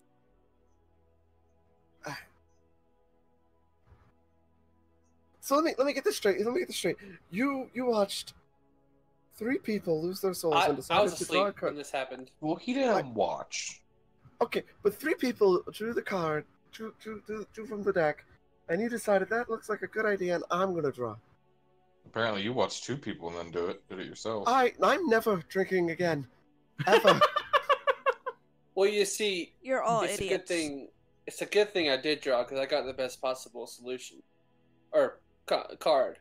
So you could say I was kind of lucky. Yeah. It was stupid, but I was lucky. It's extremely stupid.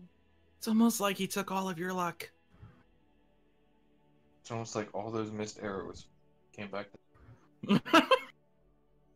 Yeah, you see. If I didn't make those mistakes before, then I wouldn't have all this luck now. Oh my god. All right. The world implodes as the DM dies. I don't know what I came back to, but it sounds amazing. Lily, here's all your stuff, and I hand her back her bag of holding, and then I slowly start to spill out her stuff. Nice. So you just spill out all of Lily's stuff like on the ground for her? Not in her bag of holding, but the stuff that I've taken off of her. Right. It's like when your character pauses and he's going through inventory, so Eve's just standing there, just like seeing invisible stuff. You just like sit there and tap. She's using a mage hand to look at a journal, and then like, okay, I took this off of her, I took this off of her, and this and this and that. You watch the SAO inventory icon pop up. God. Okay, thank you. All right.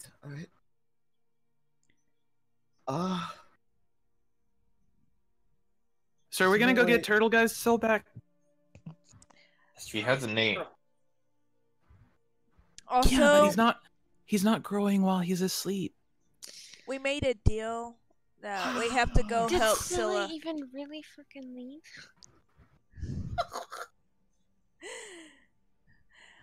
We have to help Scylla get a home for her people in Limbo later. So, congrats. You get to be pulled into that with us.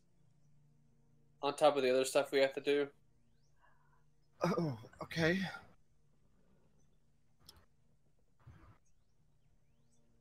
All right. Did you have a fun adventure? No, we didn't. I didn't. It really sucks. Mine was kind of great. I really just want to take a 2x4 to all your heads right now.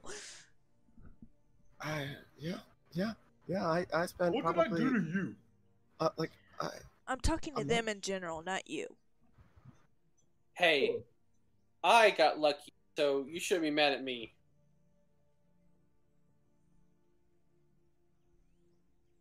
I mean, you probably would have found out where they existed anyway, but, I mean, it was a good thing I drew that card. I'm gonna shut up now. Yeah, are we leaving now to go get grown? Are we doing that in the morning? I'm What's the not situation leaving right now. there? I want to sleep, and then I've got to go to Hillsfar tomorrow to get something made, specifically for something. So, in the interest of expediency, if you guys want to take a long rest tonight, that's fine. We can breeze past a long rest, and if you want to do some shopping, we can do some very quick shopping if you would like. Yes. I agree with Oz. Okay. I want to see this place. Should I save the whole true polymorph thing for after growing? I would save it for after growing. All right. Yep. Huh? Just for my sake. All right. True pot. What? She's Some crazy about shit. she's crazy gonna do shit. some stuff, some stuff Very- and things. Anyway. Go So back to sleep, Spirit. That's horrible. No, you are allowed to ask questions. No, it's fine. Well, Does Seraph even know what's going on anyways? I mean, it's been explained 3 times and she's still just like, Oh, right. Who's this person? She came with yeah, Scylla no, from I'm just Limbo. here. Oh, she's our new angel. Yeah, she's our guardian angel. lol. Oh my god. She's an angel. Do you happen to have a disintegration spell? No. What? I'm talking to Celeste. Celeste. Well, the Seraph? No. Salathiel? yes. Just call me Wings at this point. Just wings. If you're talking to Salathiel, I know that spell, but I'm afraid I don't want to use it on any of you yet. Oh, wait, I Who can are do you it to trying myself. Who are you trying to use it on? Fucking kill me. I can just. Okay, stand really still though. No. It's a joke. If you're that desperate, I can just shove my sword through your. I'd rather disintegrate my own head off. It's much Wow. faster. You just finally lost her mind. I Okay, was mainly making a Okay. point because that joke was not funny at all. So, Let's just all take a nap, and we'll discuss this in the morning. I'm gonna go to sleep, and I start walking to my bedchamber. okay, you reach your bedchamber and fall asleep. From here, everyone can get the long rest. And how are you guys getting to the Twin Paradises again? Well, Oz has a Twin Paradises wheat thing, and so do I. So Oh yeah, that's right. Yeah. Okay, so Oz has the I'm sure Celestial. I don't actually have. Salathiel. Celestial. Salathiel. There is no T Salathiel. or E in the first part I of am his name. sorry. I have a speech impediment, and my brain Call wants him- to do it somewhere else. Call him Sally. Let's call him Ted. No. No. No. Celestial. The DM does not want this. Nope. We do not call anyone Ted. Nope. Well, unless you're about to You kill don't call them. anyone Ted. Yeah. Unless you're about to kill him yet. Okay, so you're taking Salathiel with you. What are you buying? I'm going to the Tinkerer's place. Mm-hmm. The Tinkerer Kinku. Okay. I need a special box made. What kind of special box? It's going to support a gym in it. That will. I'm gonna need more information than that. Azakil's soul gem is going to be placed inside of it. It needs to be extremely difficult to get into, and only one person can open it. And nobody can hear. If he can hear through the gym, there should be a Okay. silent spell on it. Salathiel recommends lead, because it's not even that like unknown. Lead blocks like 99% of men. It is extremely effective at it. So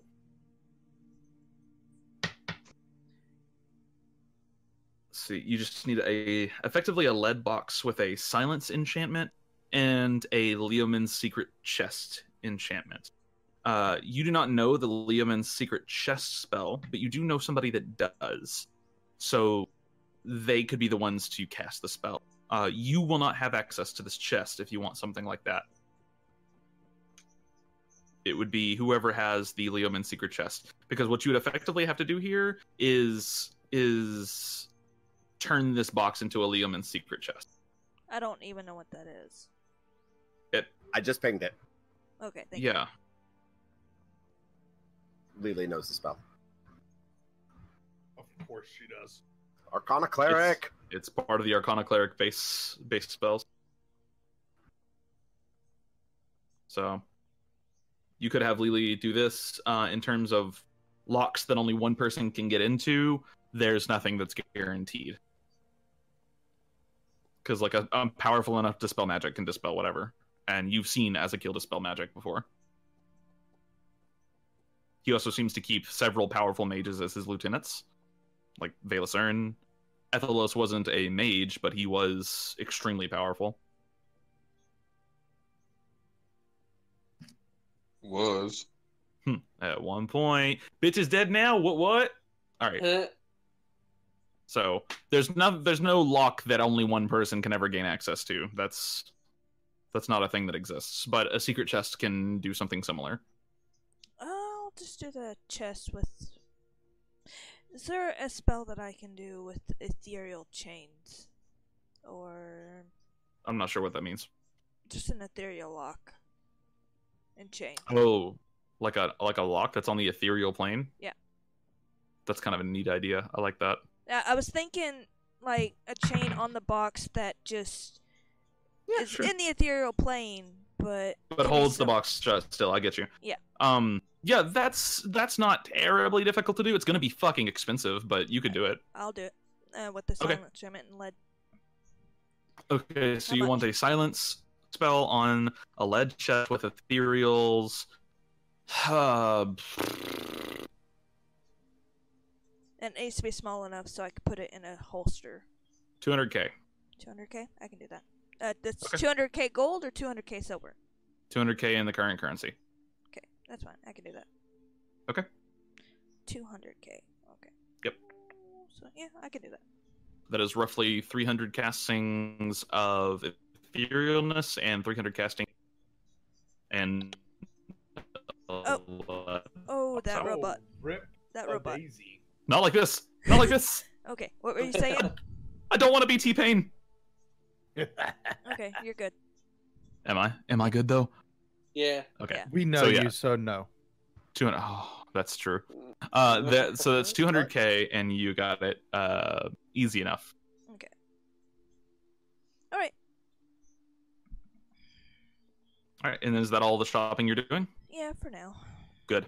So you guys gather together back in Thunder's Reach, about to head off to the great golden fields of Elysium. Oz, you have the wheat stalk, so as you present that, whoever wants to cast plane shift can be the one to cast plane shift. I don't Eve, think... I think I can't yet. I need one more level. okay. I can. don't. What I was going to say is that you cannot cast it through the cube because you would have to attune it to a plane. Yeah. So, Lili, if you want to go ahead and cast plane shift, that's fine. You Wait, can cast Can shift. I? Can I cast plane shift? I'll say whatever Yes, you want. okay. Yeah. Whatever like you it. want prepared here since you guys took long. It's on my staff of magi.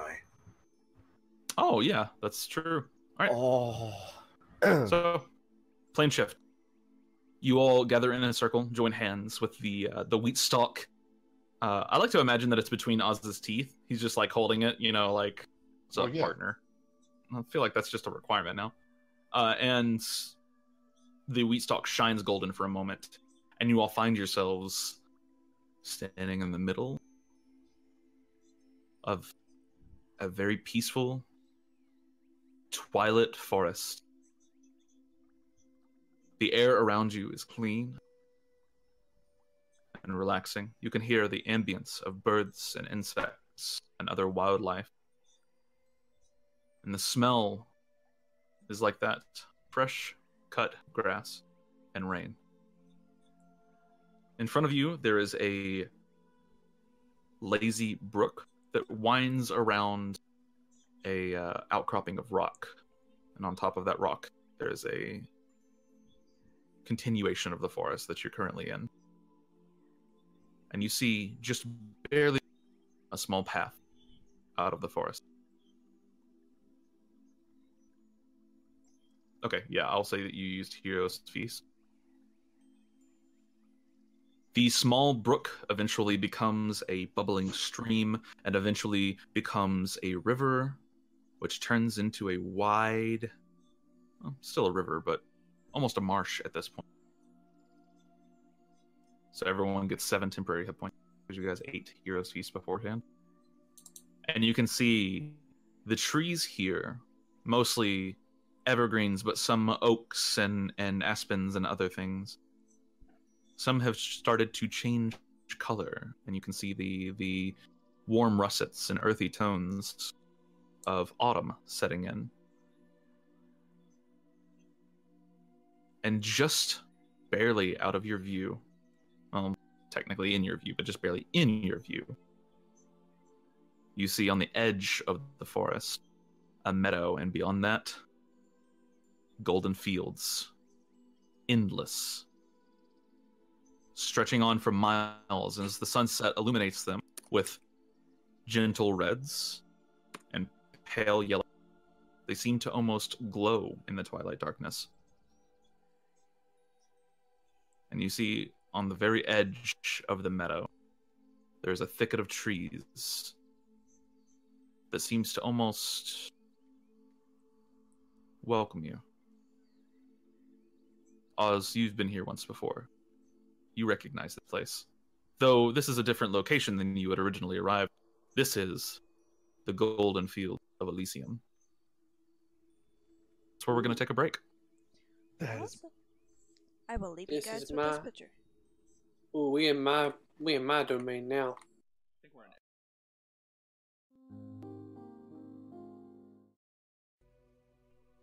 Okay, Yeah. I'm unmuted. All right, you're unmuted. Cool. So, you kind of crest the forest and find yourselves on the edge of the great meadow in this large thicket of trees that have kind of almost intertwined themselves and bound together to create this. You'd hesitate to call it a building, but it's not really that far off of being a building.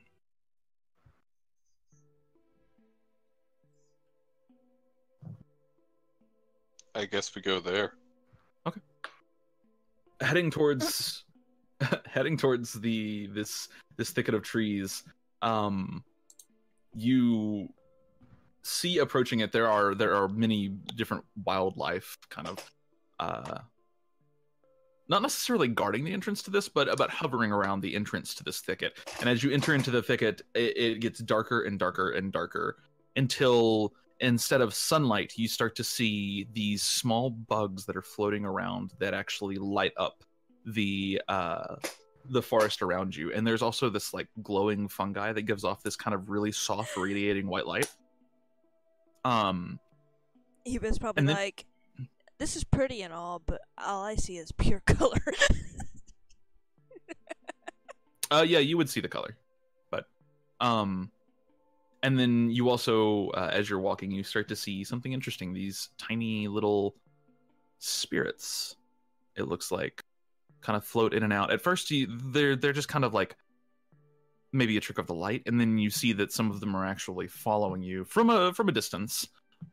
These are not spirits of the kind that you're used to. However, these are something slightly different. They're very tiny, maybe like they could fit in the palm of your hand, really.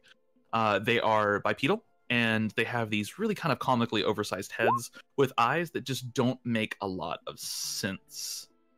So kind of like the teddy bear things from third Star Wars movie? No, not Ewoks? quite. Ewoks. Not Ewoks, no. These are they're Funko Pops? kind of look like sentient marshmallows in a way. They're pretty tiny, but they are bipedal and humanoid in nature. It's just like their faces are very, very bizarre looking. They're very strange. Can I make a check to try and figure out what they are? Sure, go ahead. What would I roll? Roll me a religion check. Yo, can I make a check just for the giggles too? Definitely, yeah. Okay. Anybody else want to make a check on these? Nah, I guess. Has a +2 to dexterity, rolls double nat ones, has a -1 to religion, rolls a 17. Whoa. No, that tracks. Storytelling by dice. It's funny that Zoom has never seen one of these as well, because these are present in the Valewood, although rare. Okay. 17, 22. Everyone succeeds except for Zuma. The DC to recognize these is 15. If you rolled a 20 or over, you have kind of a little bit more intimate knowledge of these just through various means. Lili and Oz, you in particular both know what these are. Oz, you have seen these on long voyages. They don't pop up very often, but they do occasionally pop up. These are nature spirits in a way. They are a sign that nature around you is healthy and flourishing. They are called Kodama. And yes, we are stealing these directly out of Princess Mononoke. I fucking sue me. Knew it. But these are Kodama, and they are generally harmless, completely harmless nature spirits that tend to appear whenever plant life around them is flourishing. Not just plant life, but life in general around them is flourishing. Are they really scared of us, like, apprehensive, or are they like curious? They seem to be absurdly curious. They don't seem to approach you at any point. They never get within a certain distance of you, but they do seem to be following you with a kind of curiosity. And I posted a picture. The name was again? Oh, Kodama. Okay. I posted a picture of them in AshWinter. I want to approach like them in a very like calming way and like try to beckon one so I can like kind of interact with it. Yeah, you approach one and hold your hand out, and it kind of floats almost seemingly weightless through the air, and gently lands on your finger like as if a butterfly would. Hello, little one. It just kind of stares at you. Their expressions are impossible to read, but yeah, it tilts its head like a dog would that's trying to like figure something out. It's got that like kind of, what the hell are you doing look. And as you make your way through this forest, thicker and thicker it grows. Eventually, the only light that you see, the canopy blocks out all light, and you see only these lightning bugs. They give off this soft blue light, and the fungus that's giving off a soft white light. And these spirits have begun following you in droves. There's probably like easily 200 or 300 of them. Do they like try to hide whenever we look at them for following us? Some of them do, yeah. Every now and then, you'll look back, and some of them are just staring, and then others will like scurry behind a tree or something when you turn around. They do seem to have like some form of individuality. And Azuma, what did you see when you looked through the crystal with the groin? Well, I definitely saw this place, but I don't think it's exactly. I take a moment to like remember what I saw. So you saw an endless field of golden wheat, and bit some of the wheat wilted, turned black, and died before you were finally lifted up into the air and then carried. And you caught just for a brief moment the twisted face of a creature that you have never encountered before.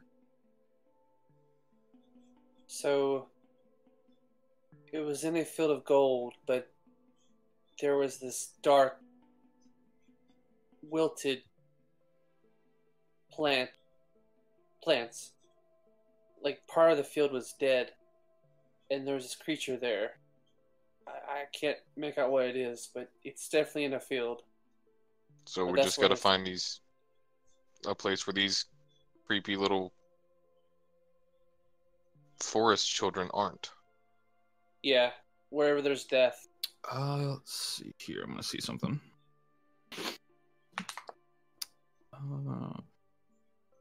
Okay. Is that a 15? I'd say that's good enough. One of the Kodama, as you're saying this, one of the Kodama, Oz taps your boot twice, and you actually do feel it. It's a very light pat, but it taps your boot twice, and then almost seems to motion towards a certain direction. Can I go to like pick it up Yeah. Yeah, I want to like gently pick it up and put it on my shoulder if I can. You like really gently pick it up. It feels like lifting cotton candy. It's almost not even there. And you really lightly put it on your shoulder. You feel like if you squeeze just a little bit harder, it might like pop or something.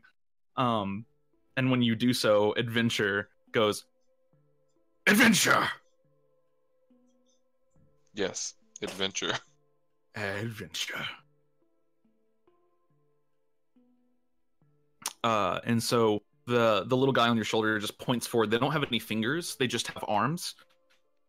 And so he just wiggles his arm a couple of times in a certain direction. It's little fingerless hands. Yeah. Or nubs, rather. Yep. That looks like as good a place as any to start. Yep. And as onward, as you start heading in this direction, it's deeper and deeper into the thicket until finally a circular portion of the thicket itself seems to emerge. This not clearing, because you look up in the canopy, the trees have almost just overgrown this, but there's no trunks here, strangely, bizarrely. And in the center, you see a shape, illuminated only by its eyes, two golden orange orbs set against the darkness, and the charm that it carries in its mouth, and another golden orb, same color as its eyes, moving like a firelight.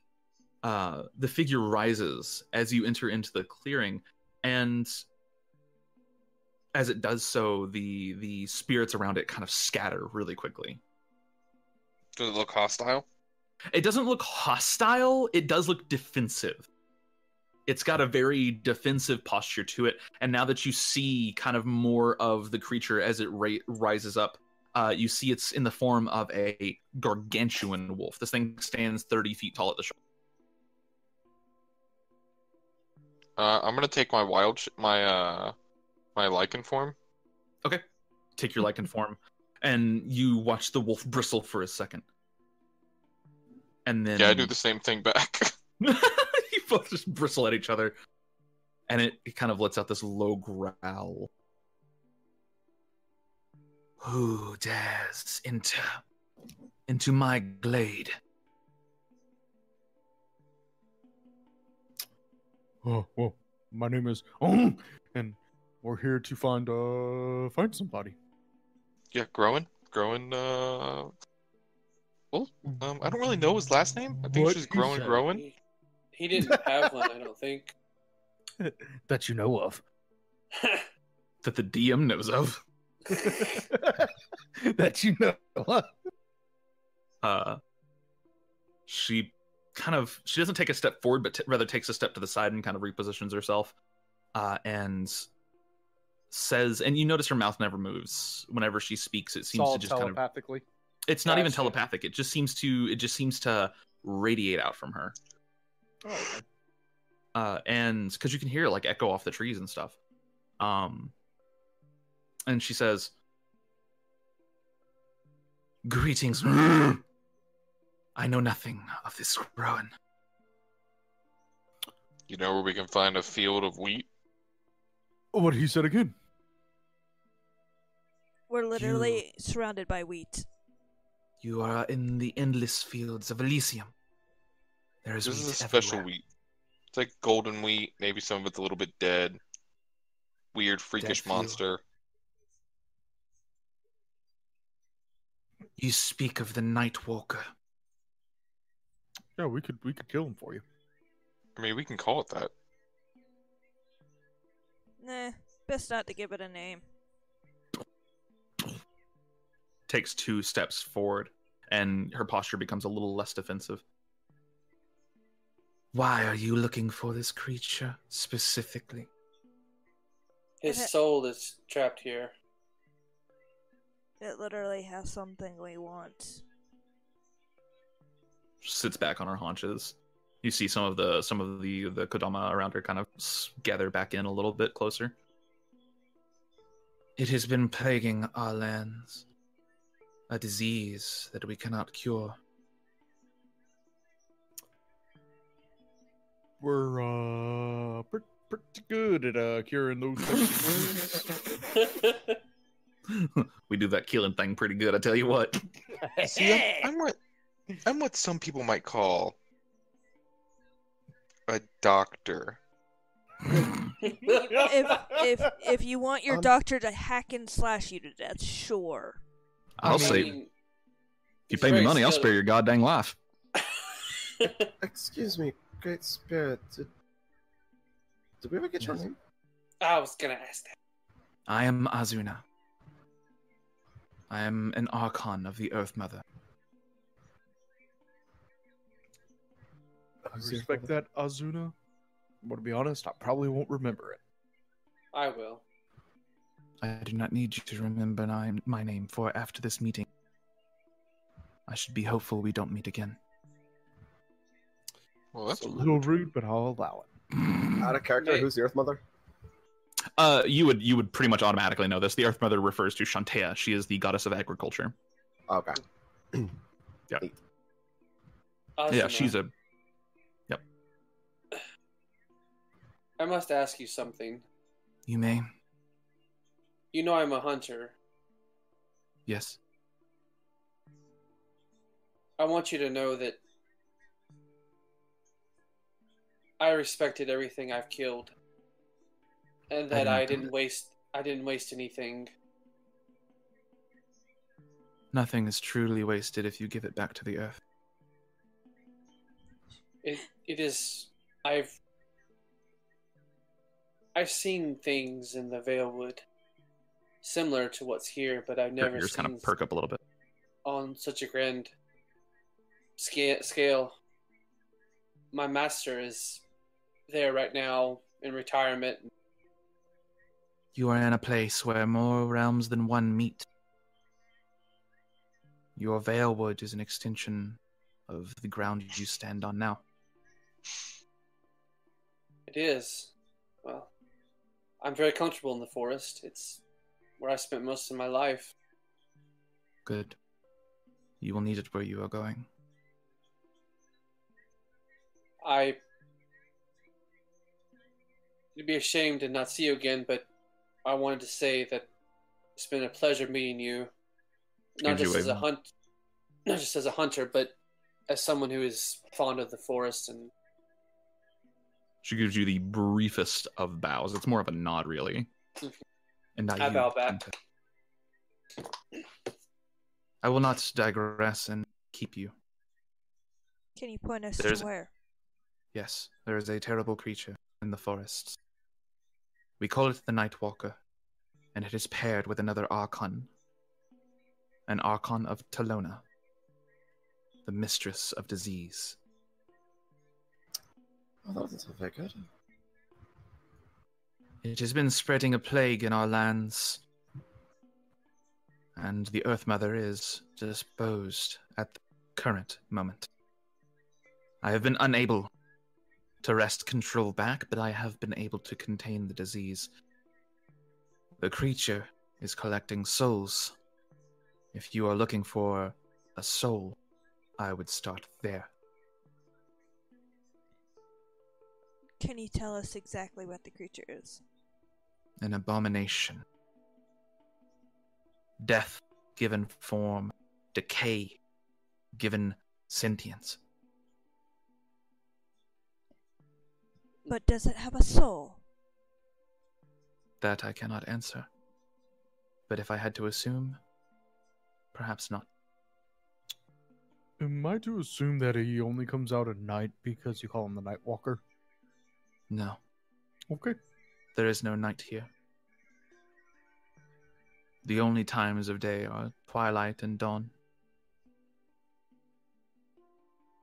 My favorite time of the... Those are my two favorite times of the day. This is the Fey portion of the fields. Of the wolf in the beginning. I mean, maybe, I don't know. But you gotta call me out like that. Something. Final fight needs help. Something. Gather your allies. Something. Anyway. So, yeah, she finally kind of lays down and assumes a much more comfortable posture. The insects around her begin glowing again, and some of the fungus begins glowing again, and you see her better illuminated now. Previously it's just her eyes that you could see, and you see she has a scar across one eye that is just it is glowing with the same light that her eyes have. What color is she? Cool. White?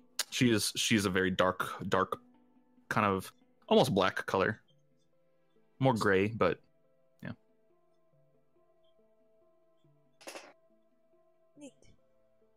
it is paired with an Archon of Talona named Insulis. The Archon has held me back and allowed the Night Walker to do its work. You will need to kill Insulis if you can. Does he have a soul? Most definitely. Are you guys against me having my dagger eat it? That's creepy. I mean, I don't think we should feed your dagger anything, but what do I know? Or I can just make him a showpiece if you absolutely want. A showpiece? What? My dagger can do a soul cage thing, and I pull out my dagger and I point to the ruby on the top. It can store a soul in here.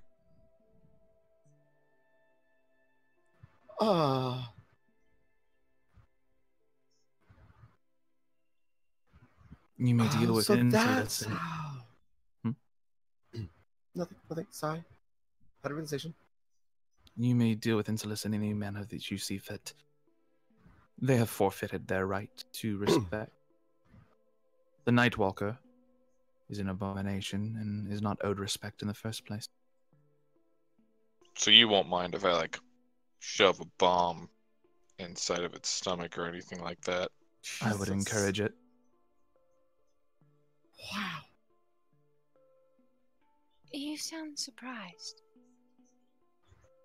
Is this not how they always are? Yeah, I'm just not used to it yet. Says the person who's been traveling with us forever. Look, alright, just because I've been traveling with you doesn't mean I get used to things.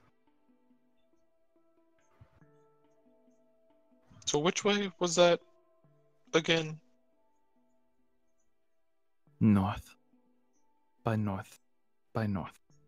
And she points her nose in a certain direction. So just north. Got it. By north. What does that mean? It is as the crow flies. I don't know what I that pray means. somebody gets that reference. Does anybody get that reference? No, my heart, my broken heart. I've heard it before. My achy, I've heard it broken before. heart. North by north as the crow flies. No. All right. So, yeah, she informs you that it's more than likely north. Okay.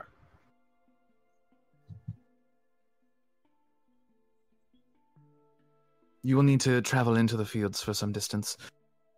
When you arrive at the church, the abandoned temple, that will be your first destination. Talk to the orcs there, and they will lead you to the creature. Beware the orcs. Their allegiances are fickle.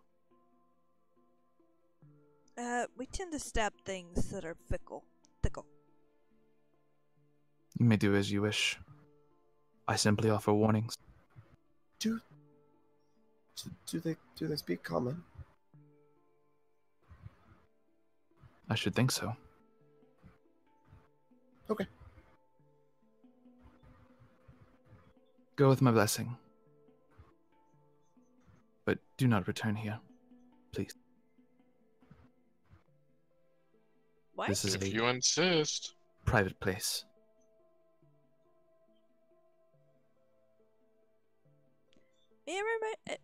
May I point out that your little furry, fluffy thingies, and I'll point to the thing on the Oz's shoulder if it hasn't left. It's still there. It's like kicking its legs like it's at they like dangling off the edge of a pool or something. That's what led us here. Not that we. They led you here because you needed to be here. I must regain my strength, please.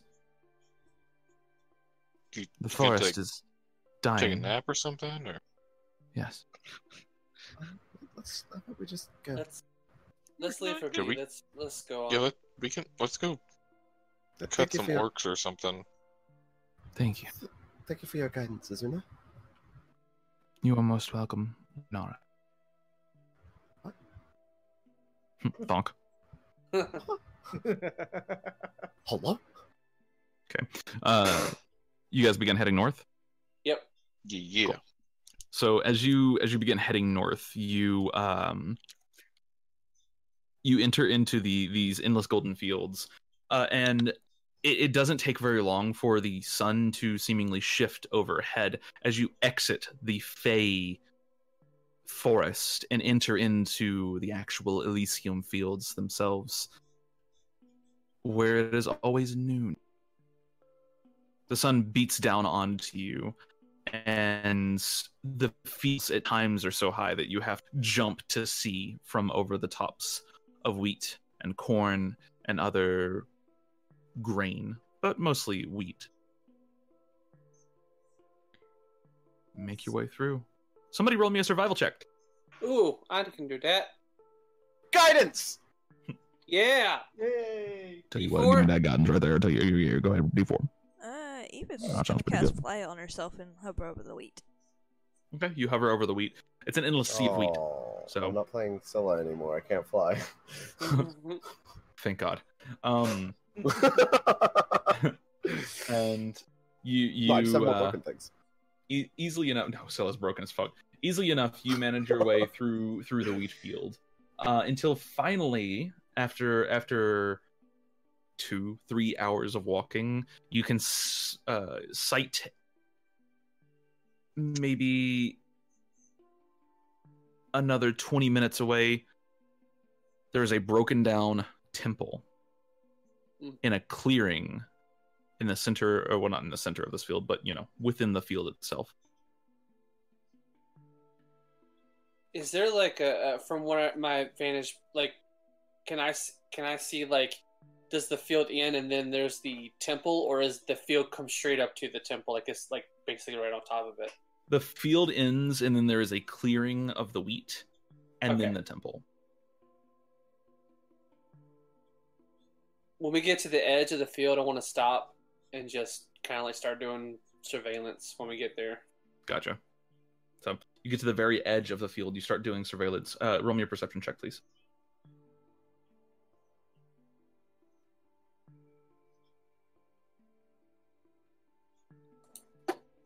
Nice, 26. You see there are a few orcs standing about. There are not many, surprisingly, but there are a few. And you also see there are several, interestingly enough, dark elves that seem to be interacting with these orcs. The dark elves are cloaked, and they are wearing these strange masks over their face. You can still tell that they're dark elves from their like long silver hair and stuff, but they have these masks that actually make them look somewhat like Kodama. Funny enough.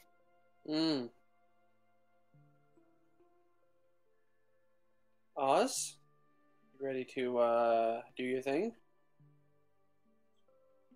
You just want me to kill these things? What? No. Oh, Hello? Wait. All right. Sorry. Oz No, takes his no, axe out and starts no, walking what? towards us. Oz! Wait. Sorry. Wait, are we supposed to dispose of these? Dispose of what? These orcs and dark elves. Isn't that what she said? There was a temple No, and... No! We should talk to them. She said they're She not very said- amenable. Yeah, she said Fickle? talk to them. Fickle. They are fickle, though, with their allegiances. Oh, So, not to be trusted completely.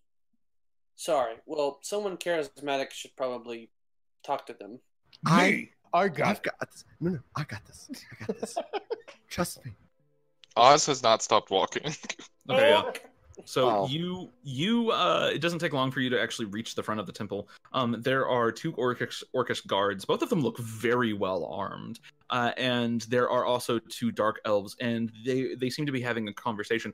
As you get closer, you just catch bits and pieces of it. The tones are heated, and you're walking closer. You're probably about 30 feet from them at this point. As you watch one of the dark elves reach into his cloak, pull out a device, aim it at one of the orcs straight up to the orc's face. You've seen a device like this before, and you recognize what it is immediately as the sound hits your ears. A gun. He pulls the trigger, and the orc stomps against the wall. The other orc goes to draw his sword, but is rapidly just disemboweled by the other drow that's standing next to him. All right, looks like the drow were the people to be friends with now. Do you just keep walking? Yeah, just walk right up to him. Oh gosh! You just Lili walk right at up. this point is sprinting to catch up. Okay, you're probably about 60 feet behind Oz right now. Oz, you just keep walking straight up to them. One of the drow like wipes his blade off, turns around, and says, "Another one!" And the one with the gun turns around and points his gun at you. And says, "State your business here." I don't think that's gonna work. First off, he looks at the gun, then looks back at you, and then looks at the gun. "State your business," and points it back at you. I mean, I'm just looking for someone. This is not very hospitable, by the way. We don't deal in hospitality. Who are you looking for? You can't go around putting guns in people's faces. I mean, that'd be like cutting someone's fingers off just for stealing something. Dulig, just kill him. Wait. They both like look up at Lili. Where are the rest of you during this exchange? Oh, I'm I was following Oz and Lili. Okay. Probably running right behind Lili. Gotcha. Okay. So yeah, the two drow, both of them look up, and then the doors behind them open. The church itself, the temple, has double doors. The double doors open, and out peeks another drow, looks around, and then looks at you approaching, and looks at the two drow guarding the dead orcs. Not sure what happened out here, but it's a little seems a little weird for my taste. And he takes a step outside the temple and looks around. He's got this long, like, brimmed straw hat on, very like Samurai Jack kind of thing going on. And as he kind of flashes the two guns on his belt and just seems to have them within reach, and holds out a hand. I'm thinking that's far enough. Could you tell me who the fuck you are and why you're on my doorstep? Well, I'm Lunar Mubai. We're looking for the Shadow Walker. All right. Nightwalker, that one. Yeah. Nightwalker, yeah. Well, yeah, we're gonna kill it. Oh, you're gonna kill the Nightwalker, eh? Kind of took our friend's soul. Yeah. Seems like a really tough job. Who hired you for that one? Help us if you want. Good. I mean, it's kind of a pro bono situation. Yeah. Gotcha. Can I insight check him? Sure. Roll an insight check. With advantage. 23. He's sizing you all up right now. He's definitely got some. His gears are kind of turning, and he's thinking really hard at the moment. Do you gotta think these guys will die in a minute or 30 seconds? Are you enjoying sizing us up there, darling?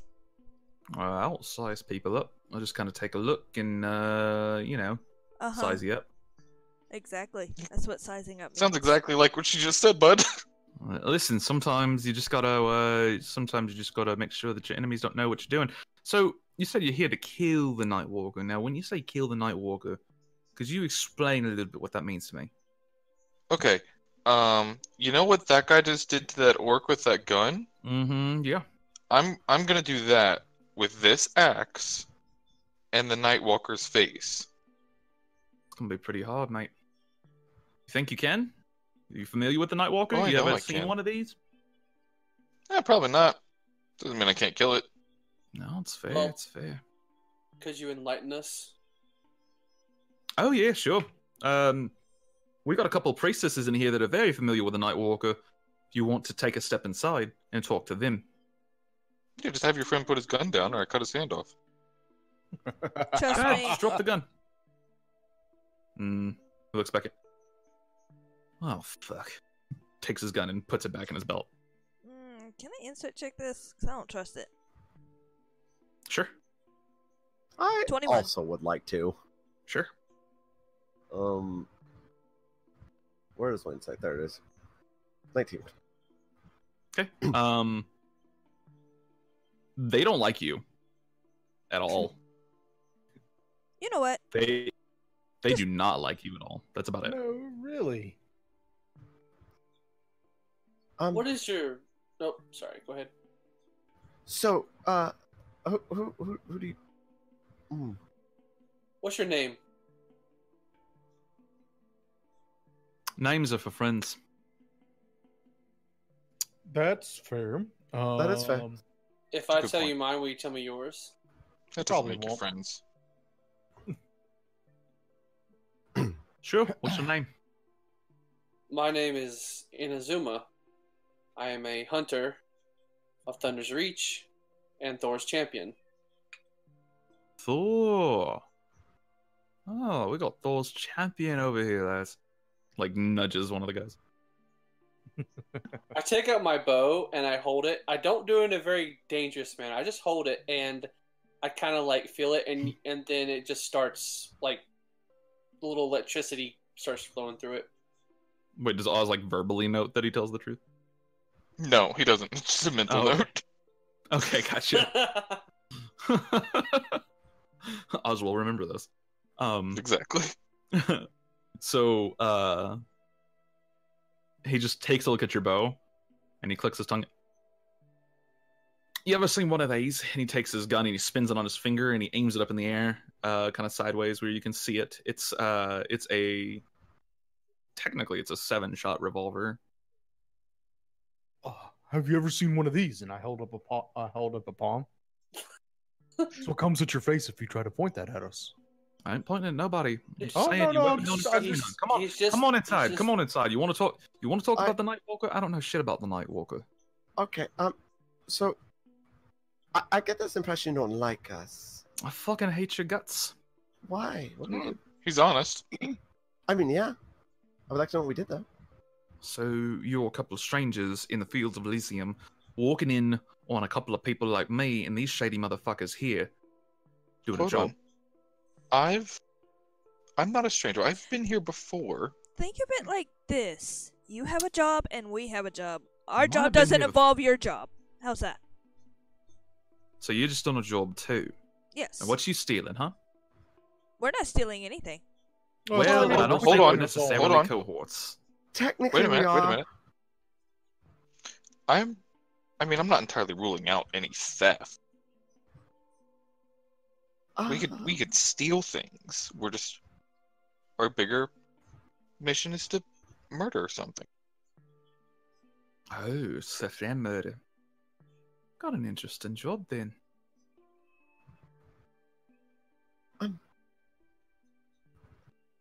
Right, we're here to get.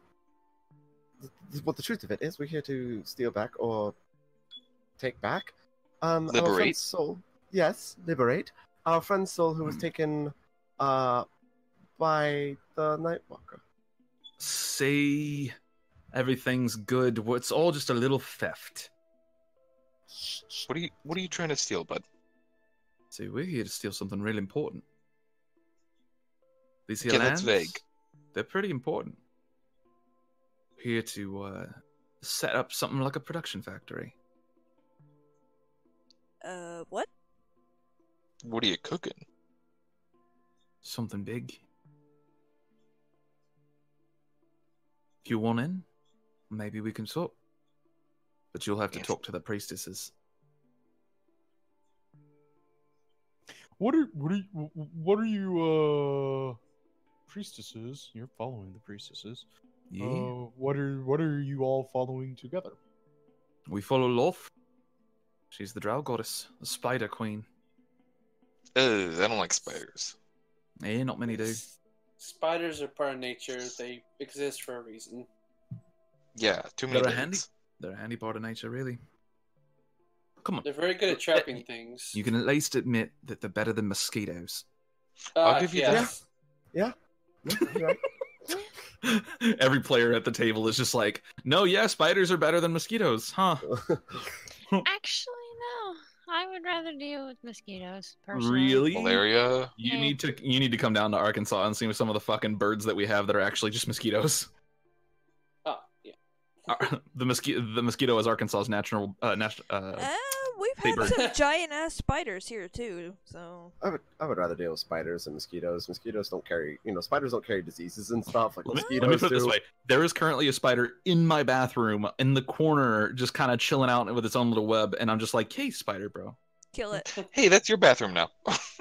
No, it's my bathroom, but the spider bro has It come to off that wall. He's paying and rent. Kill it. He's paying rent. He just kills everything that goes in there. He just kills everything that's not me and Heather, and I'm good with it. He comes off that wall, I kill him. Yeah. So mosquitoes in Arkansas are about the size of a penny, roughly. So they're terrifying. That sounds pretty normal. Oh, really? Mhm. Other places they're like super tiny. Anyways, so he just kind of sizes you all up whenever he says Loth. How do you react? Those of you that do know who Loth is, she's not necessarily evil, but she's not far from it. I feel like Oz isn't the type to judge people upon their religious beliefs. Okay. I'm too dumb to know who she is. Fair. So why Loth? What do you mean, why Loth? It's who all the draft follow. It's our patron goddess. I mean, you don't have to follow her. Matron goddess? Yeah, matron. You know, we like do. matriarch. We do have to follow her. Yes. Why? Huh. You're not really familiar with the creation of the drow, are you? Didn't always used to be like this. Didn't always used to live underground and in caves and in dark forests. Loth liberated us. Gave us a little bit of purpose. Gave us a little bit of cunning. And here we are. And so you serve her in payment. In payment, in loyalty, in blood. Yeah. No, blood I'm a fan of. I can get behind that one. No, she likes blood. I guess I can understand that. Good. Glad we've reached an understanding. Not really interested in who you're following. You can follow who you want to as far as I'm concerned. If it's Loth, welcome aboard. If it's not Loth, well, we'll see. But you can get in on what we're cooking if you want.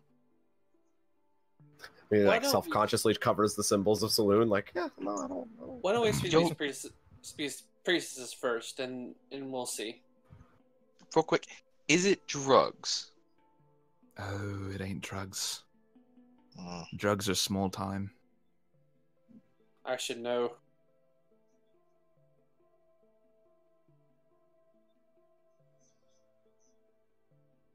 I'm just gonna roll right past that one.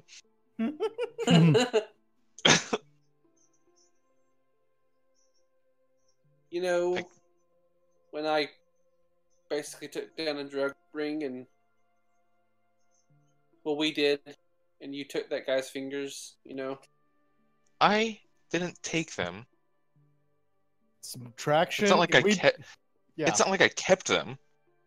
Why do we always come back to this discussion? I don't know. You guys are always the ones who bring it up. I mean, there's really some simple logic here. You don't need that many fingers. This guy gets it. Let's go talk to the priestesses. Priestesses? Priestess? Okay, I'm gonna start walking. He invites you inside the temple through the double doors. You can see. Is it a moon here? No, it's noon. Oh, it's noon. Okay. Yeah. Okay. Everywhere. So for some reason technically I thought it there was is a twilight. moon, you just can't see it. Yeah, there's probably a moon, but you cannot see it. Okay.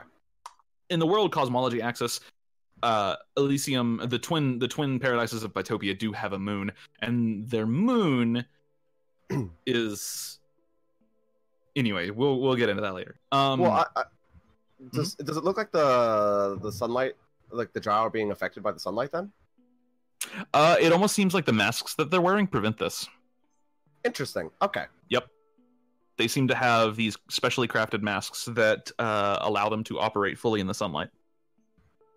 Interesting. Mm-hmm. Oz puts on his mask.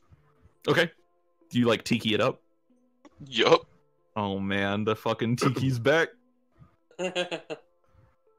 So you enter into the temple, and within the temple, you can see there are two priestesses standing at attention at a ruined altar. On the altar, you can see that there are.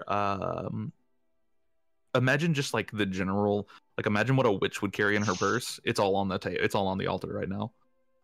Just like Eye of Newt. There's like a severed hand there. There's all sorts of weird stuff, and one of them seems to be mixing some alchemical concoction up, while the other is like very leisurely just kind of watching, just disdain across her face, and that's about it. There are two female drow on either side of the room. Both of them are leaning up against the wall, and they eye you as you come in. And then there is a bodyguard standing next to the two priestesses. What is the order that you enter the temple in? I'm going Oz first. Lili. What? No, wait, I call first. Lili You can second. both. Right behind him. Okay, so Yeah, they're double So- doors, Sam. We could probably go together. Yeah, you're right. so Inazuma and Oz first. Okay, let me get you sorted here so I know what we're looking at. Who's in the middle? That would be Lili second. yeah, same Sure. with So the Ung mayor. and Lili. Okay. Seraph, where are you at in this formation here? Probably be right behind everyone else. Okay. Make sure no one tries to shank us in the back while we're going in, or shoot us in the back, apparently. God, fucking Lili's back. I'm so happy. I don't have to put Scylla on the board anymore. It's all Lili now. Me too. Me too. You are not the only one. And then Eve, you're in the back, right? Yep, in the back with Shadowscale and Jeff. Okay. I forget about them all the time. Dang it. I will say, it is. Let's see. It is fairly cramped in here. Once you get like Shadowscale and Jeff in the room, it's not a very big room. So be aware of that. As you enter in, some of you still have to kind of filter either out into the room or into the hallway that you entered in through. Which would you rather be in? Would you rather be kind of spread out in the room, those of you at the back, or would you rather be in the hallway that you just entered in from? I'd be in the room. I'd be in doorway. I'll be in the room. I'd be in the room. Gotcha. I'm in the room. Da-da-da. Where is Seraph's token? Oh, she's fucking way down here. How did this even happen? How the fuck? I don't know. How Seraph. the fuck does anything Seraph, happen? what are you doing down here? Yo, can I What? prepare an action Yeah, you for can. if any of them takes a hostile action? I want to attack them. Okay, so if the hostile action is taken against you, you will react with an attack. Yes. Okay. Also, as a note, can I tell what they're doing with the whole concoction stuff? Can make a what is it? Medicine. Yeah, you can make a medicine check if you'd like. Sure. Okay. 23. Okay, 23. She is mixing. From what you've seen, she just took a sprinkle of this really dark dust that has red flecks in it, and you recognize this is ground. This is. I like that. She took a sprinkle of really dark what? She took a sprinkle of this really dark dust that has little red flecks in it. This is ground death cap. This is a poison. Oh, okay. And you all enter the room. As you enter the room, the doors are closed behind you, and the two people that just killed the 2 orcs actually guard the door. The man that you were talking to kind of files up, and he's standing like right behind you, Eve and Seraph. So. I would highly advise getting out from behind me because I'm about to banish you. I'm afraid I have to stay here. For your protection, I promise. Yeah, right. Make a move and I disintegrate you. I'm not making any moves. Bust a move. He just starts breakdancing. Okay, the 2 priestesses, the one that's kind of like leisurely watching the other one mix this poison, looks up to you. Sister, we have visitors. And the other one stops mixing the poison, looks up, and shrugs and goes back to mixing the poison. Who are these? I present to you the lovely, whatever the fuck their names are. Oz and the Ozzettes. No. Sure. No. No. You can call yourselves whatever you want. I don't give a fuck.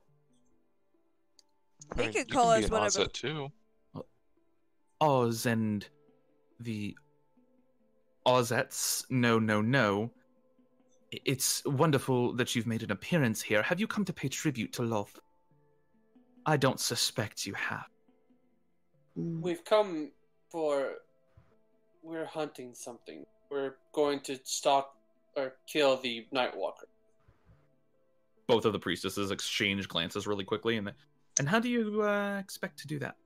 You see, With he has my an axe. axe, and I have a bow, Yeah, see? and then these people... We have a lot of... It's partially why we wanted to talk to you. Oh, I see. You want our help killing the creature? I mean, not your physical help, but we're hoping you could tell us some stuff about him. We could absolutely. Yes, we can give you some guidance on the best ways to defeat this creature, tell you its weaknesses, tell you its vulnerabilities. We can do Cool. that for You realize that if you're lying to us, we'll just come back here and kill all of you, right? Oh, I'm not lying. No, They we'll be wouldn't lie. more than happy to tell you all of this information, but first, we have to give you a little bit of advice. You should know who the creature works for before you stumble into their den. Oh, fuck. Yeah, sure. What's the big reveal? Kill them. Yeah, that was it. Yeah, I really thought that. I mean, this is where I thought it was going to happen. Are you gonna actually switch us over on the map? Yeah, or- I'm gonna switch. Shush your fucking. What in the heck? I'll let you DM a session here in a second and see if you can switch everybody over in time for them to before somebody says, "I'm gonna switch me over." Hey, can you switch us over? I will ban all of them forever. I haven't done anything. No, but Eve You played did. Scylla. You played Scylla. This is your fault. Oh, go ahead and roll initiative for me. Oh boy. And no, I didn't make Sigurd a drow. It's canon that drow are Australian. Yeah, but he acts just like Sigurd, so you made Sigurd a drow. Yeah, well, Sigurd acts like a generic asshole, so maybe. Fuck you, man. I need Go. Luna. Yeesh. Yeah, Oh. y'all can drag your familiars where you want them. Not generic asshole, driven asshole. Get your turn. Oh, I didn't level her up either. Shit. Good job. Oh, Yeah. well, that sucks. I'll do it in a second. Big scrub energy. Yeah. I'm trying to mass roll for these guys, and my roll 20 is taking a dump on me right now. So this music is amazing, but like, holy crap, has it been like chilling me out way too much? I'm ready for some combat. It's super good. This is big shout out, by the way, to Emily from Roll for Fantasy. She made this particular track, and she has made some of the other tracks that we'll be using as well. I've incorporated just a little bit I of found music. her YouTube channel already. I have subbed to it, and yeah. Same. What's the name? I real mean, quick? Sorry. I found it while Roll for Sorry, Fantasy. but I am recording, so I cannot do that. That's fine. Roll for Fantasy is the name of her website. It's just Roll for Fantasy. I believe rollforfantasy.com. She also runs, if you're a DM or a writer or anybody that needs to create names really quickly, there's fantasy. Just search it all one word on like Google or something. It's usually the first result. It's a big glue website. Send it via Discord for me so I can I will later. paste it in the Yeah, I'll give you a little thing for the videos and stuff. But she runs Fantasy Name Generator and Roll for Fantasy, both fantastic websites for DMs. They have all sorts of resources, so highly recommend them. But let's get some other music here. My Roll20 is being a little slow, so I apologize. Sorry, that's just like always the first song in our fight soundtracks. This is true. It is. It just needs to be the like Smash Bros. Like Final Destination music. Yeah, right. Yeah. All right. So, as she says, kill him. You watch the two female drow on either side, just with this kind of effortless grace, draw their blades and begin descending on you. The two gun wielders in the back both draw their gun, and you are suddenly surrounded on all sides by enemies. And Jeff has the first go. Oz actually gets his attack first. That's right, Oz. They have made. Oz wouldn't get an attack here yet because none of them were within 5 feet of him. So he could throw the axe if he wanted to, or he could wait until somebody's within 5 feet. Because the trigger is if somebody attacks them, he attacks them back. Yep. Yeah, I'm gonna hold off on it. I'm gonna hold it. Okay, Jeff, you get the first go. Jeff is gonna whip around and aim for this guy. I believe he was the other guy that was holding a weapon, or the two guns. No, the gunslingers are the like pink ones. Okay, the pink ones. Okay. The one closest to you is the cocky piece of shit, and the other one is the guy that killed the orc. Jeff's gonna whip around and attack that one with his dagger. Okay. And then he gets 2 attacks. Oh yeah, he does, doesn't he? Yep. Okay, both of those hit. The dagger slips into a chink on this guy's armor and manages to pierce pretty deeply. What is that? 16 points of damage to this guy, and he is definitely hurt by the dagger, but he's still 100%, within fighting shape. What is Jeff doing next? Jeff is going to action surge to do it again. I'm gonna do something real quick. Hold on. It's like, fine, you're gonna be a piece of shit. We're gonna attack the living shit out of you. Yeah. So whenever he gets stabbed, the guy goes, ah! 15 misses. The 22 does hit though, so that's another 9 points of damage. Jeff just like stab like the Chucky doll into this dude. Oh gosh. The guy has one like big slash mark across his face now, and a stab wound on his shoulder, and he backs up, points his gun up, and yells for. He goes, "Get him!" And the other gunslinger quickly draws his weapon and is going to open his character sheet. Yeah. They take forever. What the fuck? There we go. So he draws his gun and then points straight at Jeff. That's going to be 17 to AC? Nope. Okay, so both of his attacks miss, go wide. In Washington? They're 3 hours behind us. Neither one of them actually hits. What? And Steven, mute your mic, bud. Yeah, mute your mic. Okay. Neither one of them hits, and it is now the Drow Warrior's turn. He is going to run forward, and he is going to take a swipe at Shadowscale and Jeff.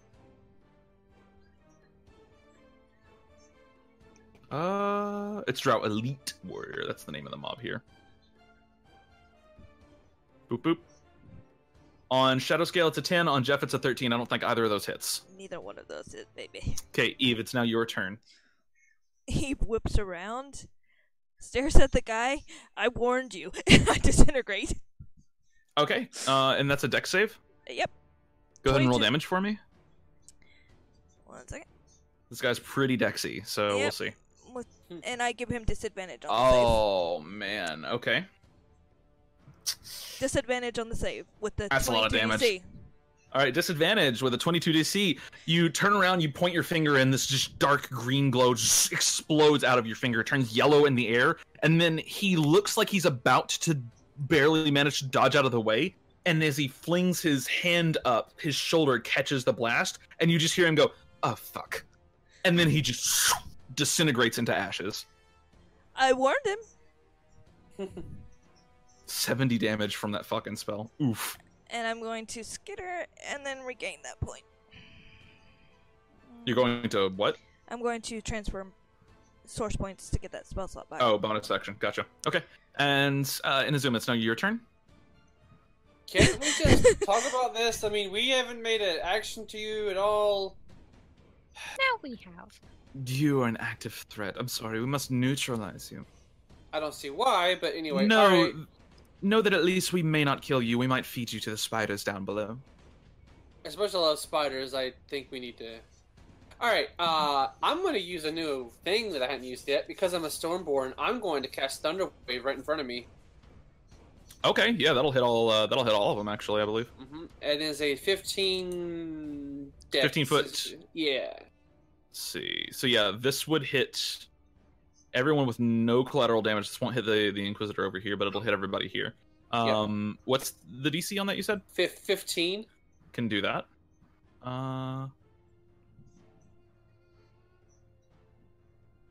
Man, fuck roll 20. That's all I gotta say. I'm gonna roll manually. So, see, natural 19 for the Drow Elite Warrior, natural 7 for the first Priestess, and a natural 9 for the second Priestess. What's their bonus? It is... Come on. Their bonus to saves is only +2, so both of them fail. What's the damage on Thunderwave? I don't know what level this is casting at, because all it says in my description is, it just says Thunderwave. It didn't say what level. I think it's probably the minimum level. So that would be a level 1 Thunderwave, and I think that's what, like... It's a 1d8. 1d8? Okay. Yep. Okay, and you roll me 1d8? They're pushed back 10 feet. Yep, if they fail. Yep. Which both of the Priestesses did. Go ahead and roll me 1d8, yeah. Okay, so both of the Priestesses take 4 points of thunder damage, and they are both pushed back a few feet here. They both, like, collide with the wall, just... As a note, the glass of poison that she was working on shatters in her hand. Nice. All over the place. Oh. And does it knock them prone or just knock them back? I believe it just knocks them Gotcha. back. Okay. This Drow Inquisitor is going to... Oh, and I was gonna bonus action okay. disengage. All right. And I'm gonna move right here on the other side of Oz and just get ready for my next round. Nice. Yeah, we can spear it. This Inquisitor is going to run forward, her blade drawn, and she has her hand out while her blade is drawn. Oz, you see her. She looks like she might use the blade, and then reaches out her hand, and this magical energy, this dark energy, begins forming in her hand as she reaches out towards you. As she comes in range of you, you get your attacks off. Yeah.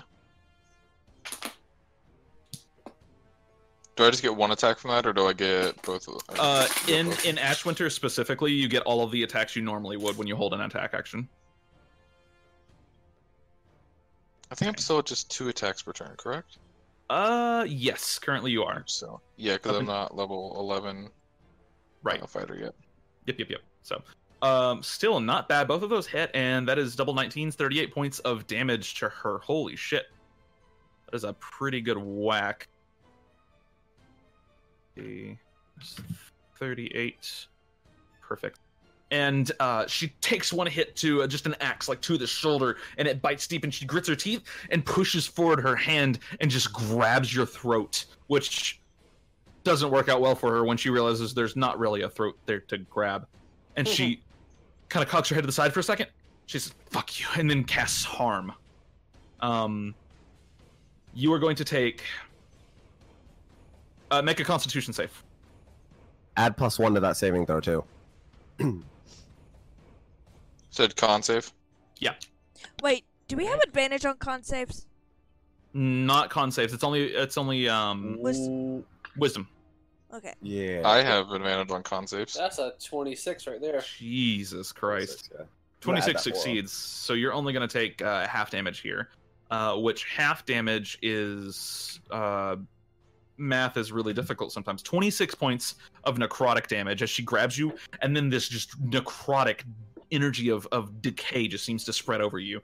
And she looks over to the priestesses as it spreads. She goes, "He's resisting it." And I do believe that is yeah, that is the end of her turn. Oz, it's now your turn. Yeah.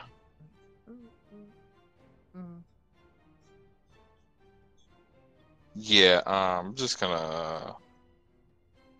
This is not gonna end well for her. I don't think it is either. I would move right here and then fuck them both up. I whirlwind? Okay, so 23 and 19, yeah, both of those hit. The 19 just hits. Cool. Okay, 15 and 17 is 33, I think? Yeah. Yeah, that is going to be... No, it's 32. Oh, wait, no, it's... I'm sorry, yeah, it's 33 total, but, right, don't worry about it. I say things that I'm not actually thinking about in my head. 33 points of damage. She's still standing. Yeah, I'm figuring out her HP right now. Okay, yeah, she is definitely still standing. She's starting to look a little rough, but she's not even really bloodied yet. She takes the hit and just seems to grit her teeth. Cool. I'm gonna move here, and then I'm going to bonus action use my Rite of the Flame. Okay. And then I'm going to action surge. Okay. Yeah. You probably should have done the Rite of the Flame first, and then attacked, and then bonus action. Well, yeah, I didn't think about it. Then extra surge. Sometimes things don't happen the way you want them to. Okay. I'm going to attack the same one. Gotcha. Both hit. So we'll add Rite Beat of the the shit out of her. Those. I don't get the dueling on the 5. Rite of the Flames. Right. Da-da-da-da-da-da-da.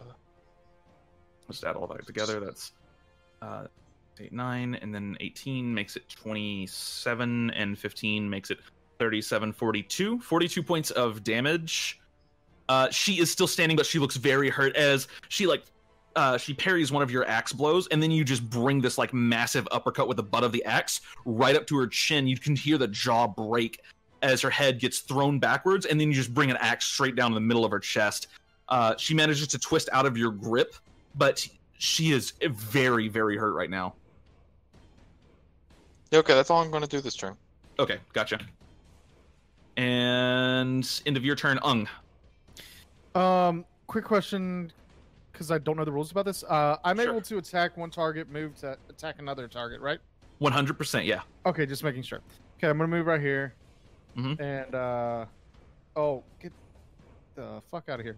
We're gonna make a swing. Oh wow, fuck me, dude. War God's Blessing. Oh, nice. Okay, so that's a hit. All right. 16. You bring the Tusk. I'm thinking. Roll me a d4 right here.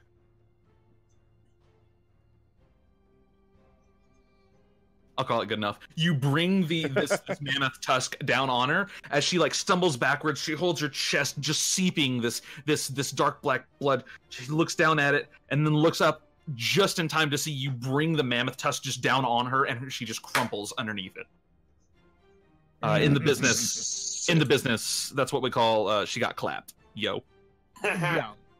All right, I'm gonna use the rest of my movement to get right here, and then I'm not gonna bonus action. I'm gonna regular action rage. You already used your action to attack. Okay, so I didn't know if that would work since I have extra attack. Right. No, the attack action is all one action, so you'll have to bonus action. Rage. Yeah, you can't bonus. You can't regular action rage anyways. That's not something that's possible in the game. Yeah. So. Yeah, it's gonna hit. Sheesh. Jesus Christ. Big stick 13. energy. Yeah, 13 It's not points even of... a crit, so Plus I can't rage get damage. all the extra damage. Oh yeah, plus plus rage damage, 6. so... God, late game barbarians are fucking stupid. Yeah, but if I had crit there, one more little dot, Oof. then it would have yeah. got silly. Yeah. Well, still, that's not bad. 19 points of damage in one hit. She picks herself up off the ground from the thunder wave, and you take the mammoth tusk, flip her up into the air. She hits the ceiling, and then you just slam her against the wall with it. Stupid fucking bitch! Baseball swing. Yeah. Fucking take somebody's head off with that tusk here in a second. You're damn right. Let's You skip do somebody. the Jax fatality. Right. The new one. It is now this Drow Inquisitor's turn. She is going to 1, 2, 3, 4. She's gonna run just right here, and she is going to throw both of her hands wide and start chanting. She's going to cast a spell. Counterspell. Roll for it, please. Will do. 1 second. That's my charisma. 15. That is the DC that you needed. She was casting Insect Plague. As she throws both of her hands wide, she goes to cast the spell. You flick your wrist out just in time, and you see the energy just crackle and fizzle out. She looks up to you. Shit! And she pulls her sword out, holds out her hand, and she's just gonna cast. She's gonna cast a fucking bonus action spell. She's gonna spiritual weapon at 2nd level on. We'll call it on Inazuma. Okay. Wait. To roll for it. That's not a hit. So you see this massive spider appear and just bear down on you, Inazuma, and then you manage to just dodge out of the way, no problem whatsoever. Wait. Cool. So it is now Luna's turn. Well, Luna's gonna basically just sit here. Okay. She ain't gonna do anything. Just like, whoa, what's going on? The turn tracker's being weird. Yeah, I'm not. I'm just following it down in the order right now. Okay. I can't make it process for some reason. Roll20 is being fucking stupid as usual. Okay. Seraph, it's now your turn. I was gonna move up to the priestesses, but doing what I was gonna do before is gonna hurt a lot of people. I'm just gonna move here. Okay. And just have fun. Okay, sure, yeah. Where is it? There it is. Holy shit. I don't think the 17 hits. Let me double check that real quick. Actually, it does. Her AC is 16, so the 17 hits, the pommel does not. That is 42 points of damage. I'm assuming she's still standing. Oh yeah, she's still standing. She looks hurt. You run up to her, you strike her with the blade once and get one good cut in along her arm, and she dodges out of the way before you can get any kind of fatal blow in. Yeah, I'll action surge before yeah. Oh, okay, sure, go ahead. Those all hit. I like how some monsters have like 15 AC, and then late game everyone's rolling like 30s, and I'm just like, all right, why do we give these monsters AC? See, that's 22, 32 points of damage. She's definitely still standing. She is bloodied now, though. She like spins out of the way of like the big fatal blow, and then you just turn your blade to the side and catch her along the ribs, and she's now just bleeding profusely from the side, kind of clutching her side. Just fuck. Okay. Let's see. So that was Seraph's turn. It is now the first priestess's turn. She stands up. Stupid fucking mutt. Takes both of her hands, pushes forward, and she is going to cast a spell at you. And it is going to be. Spell at you. God damn it. Sorry. God damn it.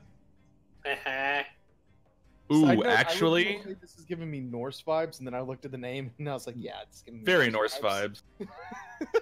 Yeah, very Norse vibes. Nice. She's going to call it. Protect me! And she's going to reach out, and she's going to cast Mass Cure Wounds on her body. Quick question. Yeah, sure. All right. Do I have my reaction? I still have my reaction, right? You do still have a reaction, yes. Okay, just make sure. 3d8. Okay, so where's Literally my D8? the only reason I was trying to... I couldn't remember, so I was trying to use my action to rage to keep a reaction. Gotcha. So that is 17 points of healing to everybody. Okay. That's cute. I'm about to end this whole woman's career.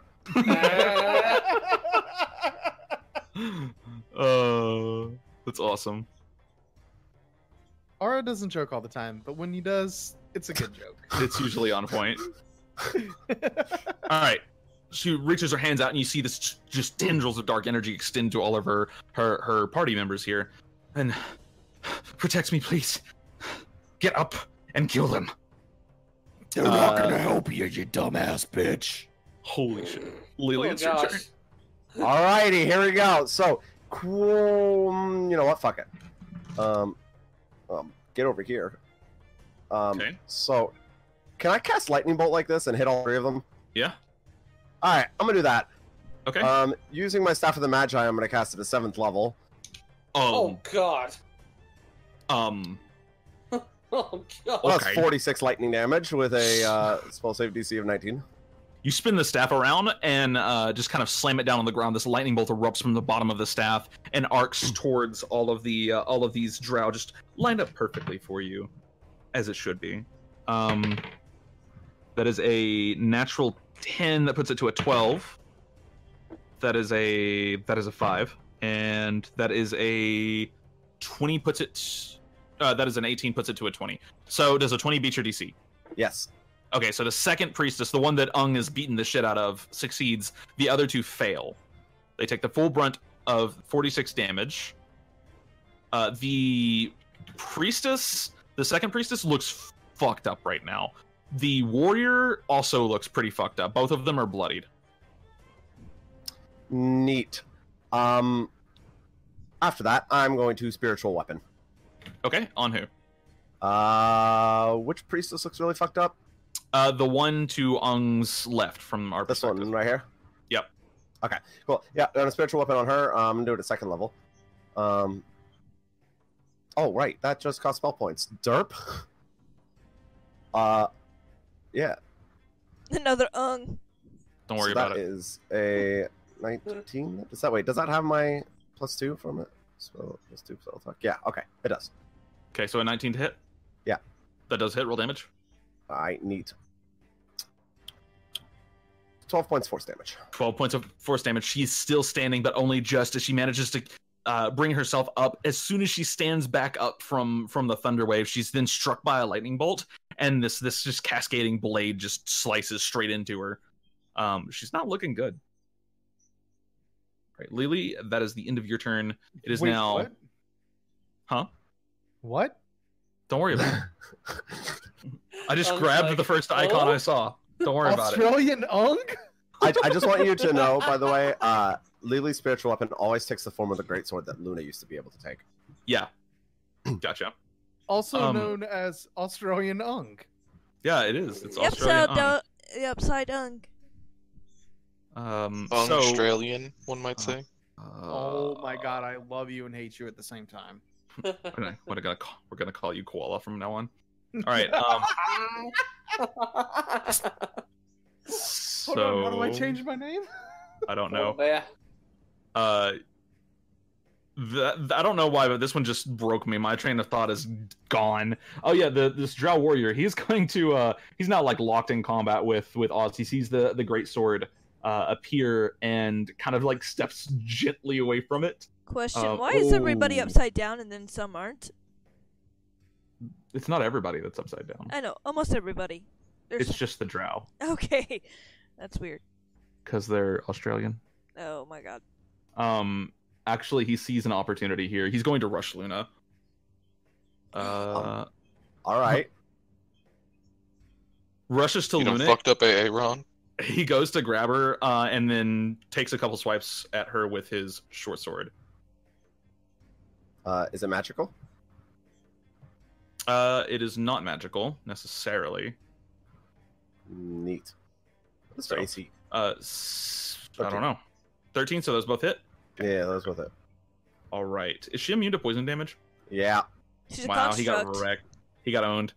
He like swipes into her, and he hears the and he go, "Oh, fuck!" It's not magical, right? It's not even magical, so she takes half damage. Yeah.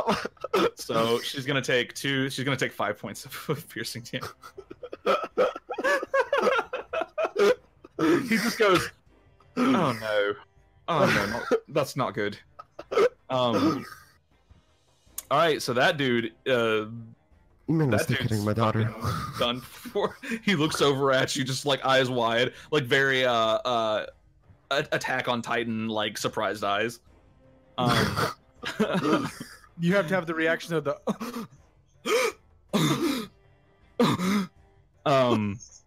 It's now I'm gonna make myself dizzy doing that. It's now the Drow Priestess of Loth's turn. She is going to fucking die because she's like at no health. She cries out as the sword hits her, raises up one hand, and she goes, "Loth, please protect me." Oh no. And she's going to attempt to use Divine Intervention. Oh god. This is it. It's gonna succeed.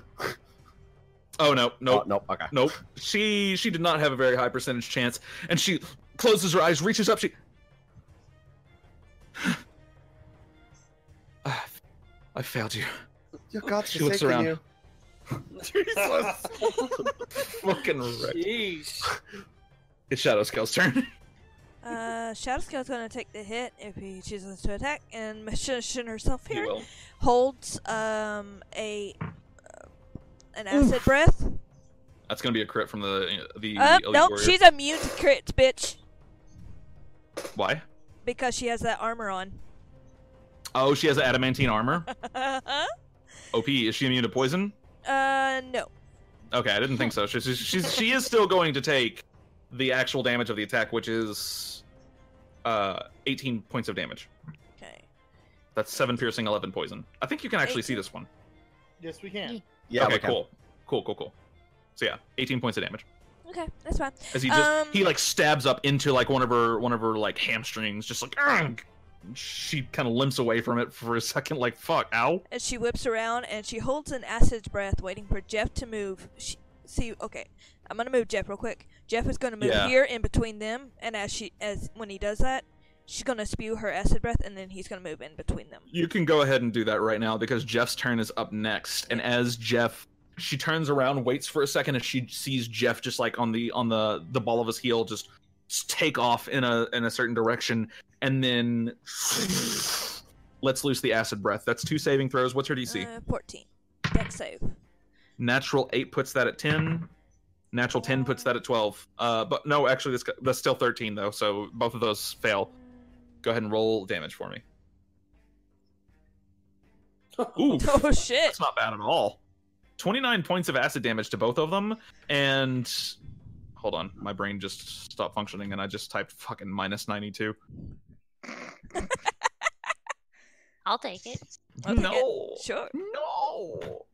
Minus 29 points of damage to both of them, and the gunslinger isn't looking great. The warrior looks like he could take another 2 or 3 of those. Okay, and so then Jeff is going to stab the gunslinger. Stab. Oh damn! That one and then okay. a crit. So RNGesus giveth and RNGesus taketh away. You do still deal 10 points of damage to this guy. So as he's like trying to like dodge the acid, he just barely manages to not like be devoured by the entire line of acid, and then Jeff just comes in and like sideswipes him in the throat like pencil stab John Wick style. Oh. All right, it is this Drow Elite Warrior's turn, however, and he's going to respond. He dances out of the way. He's gonna... Fuck. What would he do in this instance? Is he smart enough to know anything here? Fuck, no, he isn't. He's fucking stupid. He's got like 2 brain cells. He's gonna take some swipes at Jeff. Okay. Okay, so that fucking natural 20 again. What? Is Jeff immune to poison? I think he is. He's a skeleton, so yes. There is the... Okay, so that's going to be 18 points of damage. 18? Okay. And then this one is going to be... That was an 18. Does 18 hit Jeff's AC? Let me look. Yes. Just barely. Okay, that's well, going to... it is on the exact number. That's going to be 7 extra points of damage. So in total, that's 25 points of damage. No, I'm not doing that. I'm already extracted it. That's fine. That's fine. I'm just giving you the total as well in case you need it. The gunslinger's turn. The gunslinger is going to take 2 guns. Just gonna look at the gunslinger that just got disintegrated. And go, oh, that's fucked, mate. And then he's going to. And is like, I warned him. He's gonna take both of his guns and he's gonna point them both at you. And he is going to activate poisonous ammunition. And he. Yeah. So he gets 2 shots with his poisonous pistol. That is a natural 1. That is a 17 plus 6. I think that hits you. 23 is my AC. Yep, that's gonna hit you. The moment it hits me. Yeah, that'll hit you just barely. That is 23. Okay. And then you are going to take. Spirit shield. 20. Okay, go ahead and roll me 46. Yeah, I'm getting there. Doesn't he also take the damage you roll here with Spirit Shield? Yes, he does. Man, this is gonna fucking. He's gonna. You hurt. might kill him here. So he shoots. You take 1 point of damage. As just a fragment of the bullet like whizzes past your cheek, as one of the spirits just rushes forward, takes the bullet very anime style, just carries the bullet's momentum back forward and plants it straight between the gunslinger's eyes. Thanks. He is dead. 18 HP, huh? He actually only had 15. Okay. Yep. Overkill. Shut up. I was gonna hellish rebuke him anyway. Yep. Well, he's dead as fuck. So Inazuma, it's your turn. Okay. I'm gonna take out 5. I'm gonna take out. Let's see. 1. Would I be able to hit the priestess that's in front of Ung, or would I need to step to the side? You could hit them, yeah. Okay. Well, I'm going to take out 4 arrows, and I'm going to tap each of them, and I'm going to bonus action strike, which gives them a 1d4 lightning bonus damage. Okay. And because I have volley, I can take any number of shots against creatures that are with range. So, I'm going to shoot... let's see, I'm going to shoot... this one, this one, this one, and this one. Okay, go ahead and roll me 4 attacks. Alrighty. 1, 2, 3, 4. 14 misses, the rest hit. Alrighty. Boop. Boop. And then roll me 3d4. Yeah. And then you can also roll me a d8 because you're going to get Colossus Slayer, and then roll me a sneak attack because you're getting that as well. Okay.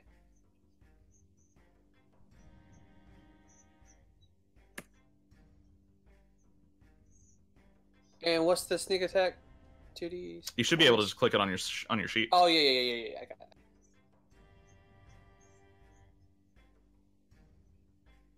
Okay. Inazuma, how do you want to do this? Because you just killed 2 people and almost killed a third. All right, so I'm gonna stand there. I'm not gonna translate pose, and I take out the 4 arrows, and I have my eyes closed because I know where they are, and I just very swiftly just do 1, 2, 3, 4 in succession, and it's just lightning coming out of me, like just flares out. It creates like this.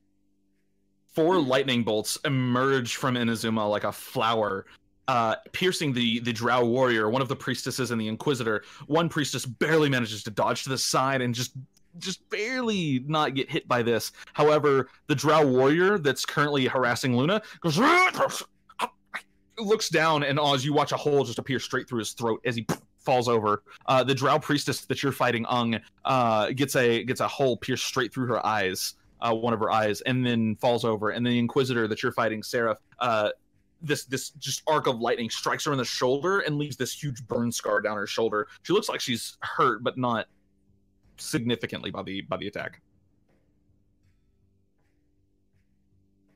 Nice. Okay, Zuma, I think that's your turn, unless you're moving. Yeah, I'm good where I'm at. All right, Eve. Eve turns around to the priestess, and she's going to let loose all of her Eldritch Blasts on her. Okay.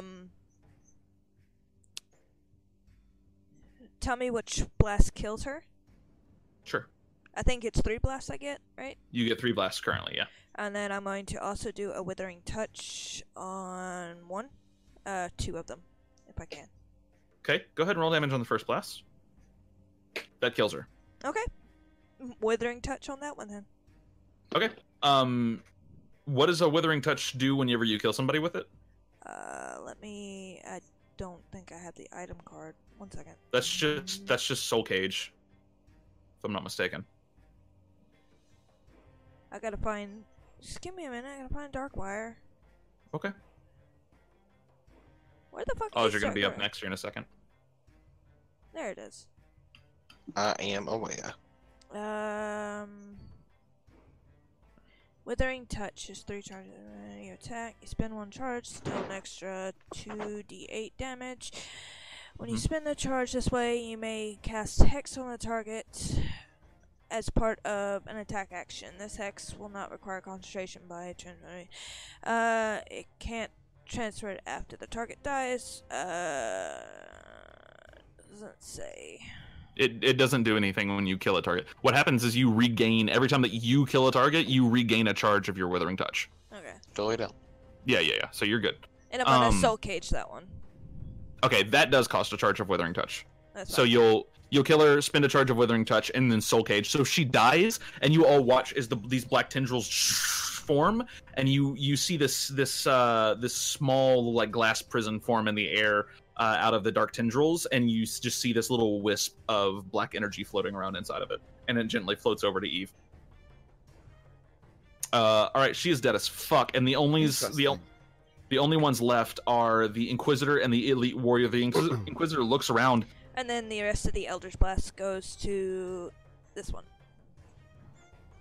Okay, go ahead and roll damage on both of those because they do both hit. Gotcha. Okay, she is definitely still standing. She's healthy, she's fighting, and she looks almost like she has a plan. However, Oz, it's currently your turn. Yeah, plans and odds don't usually go too well. Oh, fuck. I've seen this funny before. It's true. It is. Cool. I'm gonna go right here. I'm going to bonus action rage. Mm-hmm. So, and then we're gonna do the smacky smacks. Okay. But it would be an item interaction to switch weapons, correct? Sure, yeah. Okay.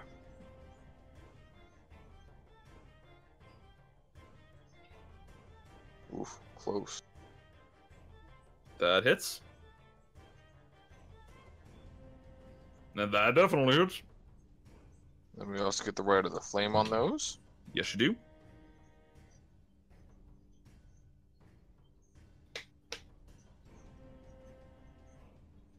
And then I get my rage damage on those two. What's your rage damage? It's just +2, I believe. Gotcha, okay. So it is...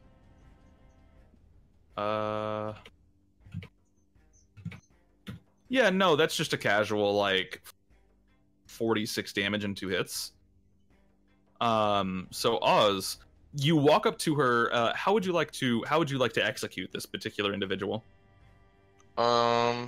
You know, I've been thinking about this, and I think I'm just gonna rip her arms off, and then smash her head with them. Oh.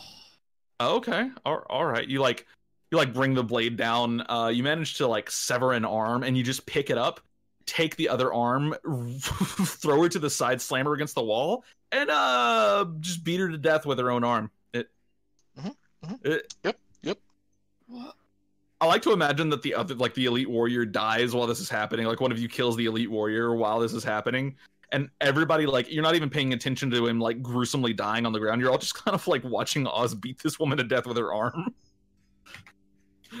This guy has. Oh, okay. How would you kill him? Because he has 13 HP left. Oh, I was full on sprinting using my claws to pierce through both sides of his neck and try to bite his head off.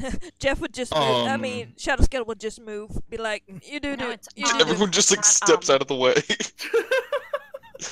You just sprint, like just run towards him, slam your claws like into his ribs, pick him up, and just head, mouth, chomp, dead. Just blood everywhere.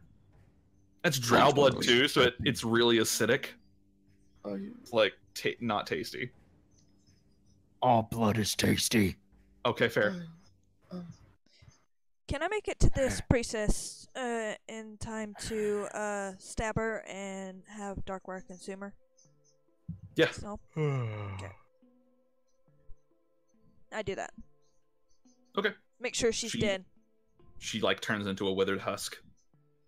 Darkwire's like, ooh, this one tastes like crap. Well, I mean, you got one in the soul cage too for later if you want. Maybe. That was a tad excessive, don't you think? No. How long have you been traveling with them? Since the start? They've been doing this for a while. At least you call it excessive. I call it. I was just a bit angry. I can understand you're a bear. No offense. That's racist. That's embarrassed. Isn't that animalist? Yeah, I'm that's embarrassed you would even say something like that. I mean, Oh. he's still a bear folk. He's a race. I mean, if we're gonna get technical here, it's speciest. But hey, I'm The speechless. word you were thinking about was bestiality, but that does not apply. Nope, not that. It doesn't apply here. It doesn't apply here. Oh, but it will later. wow. Hey. Okay. I think Eve you're just a throws up her great hand and bear. starts looting. Just. I think you're a great bear. God damn. But that's not. No. I don't recall you ever being this violent. You don't know me at all. Not you. Oh. You remember when I shoved a bomb into a giant's ear, right? Yeah. Like, that's a thing that happened. I know it's a thing that happened. I've ripped things' heads in half. He also made a giant go boom through his poo-poo hole. I did that too. And I've smashed people into walls. Yeah. And he breaks doors. She wasn't actually you there think- to witness that one. I was though. Oh no, you're right, you're right. I'll give you that. If this violence is new, you just haven't been paying attention. No, those have been like not people. Whoa. They were all people at one point or the other, or individuals at least. Luna looks up. She goes, "Wait, giants aren't people?" Technically, no. They're really big people.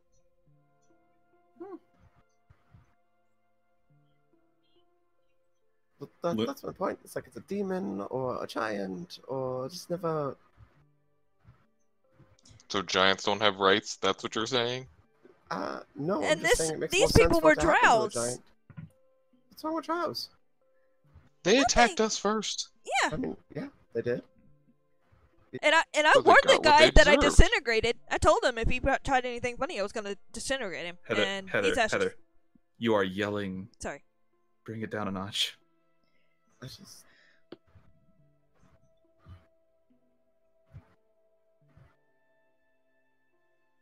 Was it a little excessive?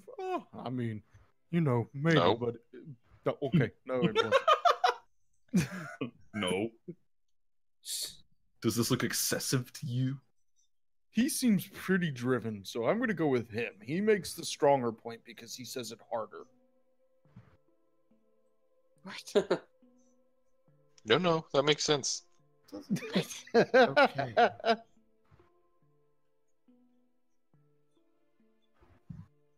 Okay, thank you. I just. Could have just cut her head off. I removed her head. Oh, and that's her arms. so much better. It is. It's quick, painless. Holy crap. Well, I mean, it hurts a little bit, but look at, you know. I Other than mean, ripping to our arms be off and then fair, beating them they with it. attacked us, so they deserve all the pain they get as in their way to hell. Disagree. If your passive perception is over 20, you hear a noise coming from behind you. Sounds like the... I turn around. I look too.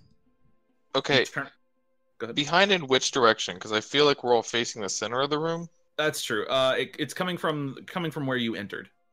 Okay. Okay.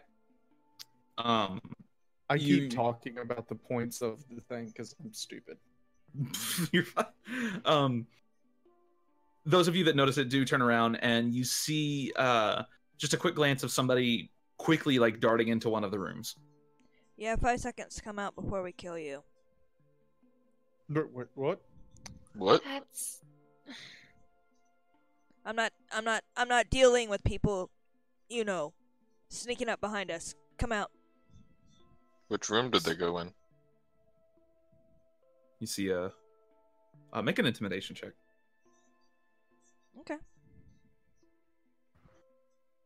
23. Yeah. You see a head poke out of this room right here. And it's an orc. She stands tall. She's definitely a full-blooded orc. Big tusks, all that other stuff. She's wearing tribal... Mm-hmm. Sorry, continue. Okay. She's wearing tribal leathers, and as she steps out, she's got like the dreadlocks. Just think WoW orc, pretty much the same thing. Yeah. And I'm sorry. Did not mean to hide. It's not a problem. It's just we just got out of a fight, and it's not a good idea to sneak up on people. You are very powerful.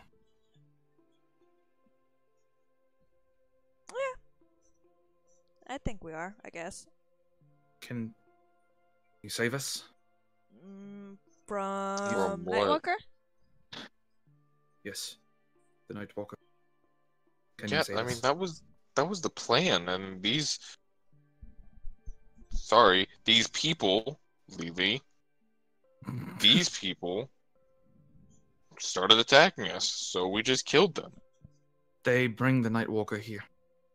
Well, They now attack they're us. dead. Oh, yeah. Is there more of them? Yes, but only some. Where? In the Nightwalker's den. In the forest corrupted by the dragon. Fuck, dragons? Yes. The Archon of Talona. I don't really like dragons. Nor I. Stares at my dragon. Oz! Shadow scale! Yeah, she's more like the dragonling right now. Oh, I can change that. I can make her just as big as a normal dragon if I want. I don't actually think Lili could change that. True polymorph is a thing. True polymorph is a thing, but she's also inherently like mystically bound to Eve. So you'd have to also true polymorph Eve. Alright, give me a bit. I've got this in like 2 levels. So yeah, true polymorph's fantastic. So the orc woman kind of finally steps out of the room fully. She's about as big as you are, and you can see she's kind of crying actually a little bit. Don't cry. Would you please help her? We can pay. Don't need to do that. You need to give me a hug. I don't have... No. Oh. Wait, like how much can you pay? Oz. What? We'll get Not a terrible amount, but we have spices and herbs we can trade and give you. We can figure it out later. What about knowledge? You might talk to the shaman. She knows more than I. Okay, that's the same thing we were told about these priestesses, and then they tried to kill us. Yeah, but they weren't crying when they told us that. We will not. Crying, so obviously. We won't harm you. No. We have been driven from our home, told to sit and wait, while the Earth Mother does nothing. Well, So that was why she said your allegiances were fickle. Like you were fickle about your allegiances, rather. Yes. we were told she is preoccupied with something? Not sure what. She is the Earth Mother. It is her responsibility to protect us. Have you... And hear me out. Have you tried looking into Saloon? Hey, She's like the goddess of guidance. stop! My No. goodness gracious. It's the first time she's done it, alright? The Earth Let me have Mother it. smites you.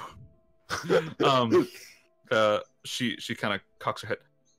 We can talk more of Saloon another time. You know, there's another god you may not have heard of yet. Oh my god. Don't listen to them, please. Just I know of one. don't listen Yes, his to name them. is we Oz. not? He is the protector of all. You're not one yet. Wait, there's Protection God? is what we need. Yes, I am. Don't you dare start going after the goddess's protection's domain too at this point.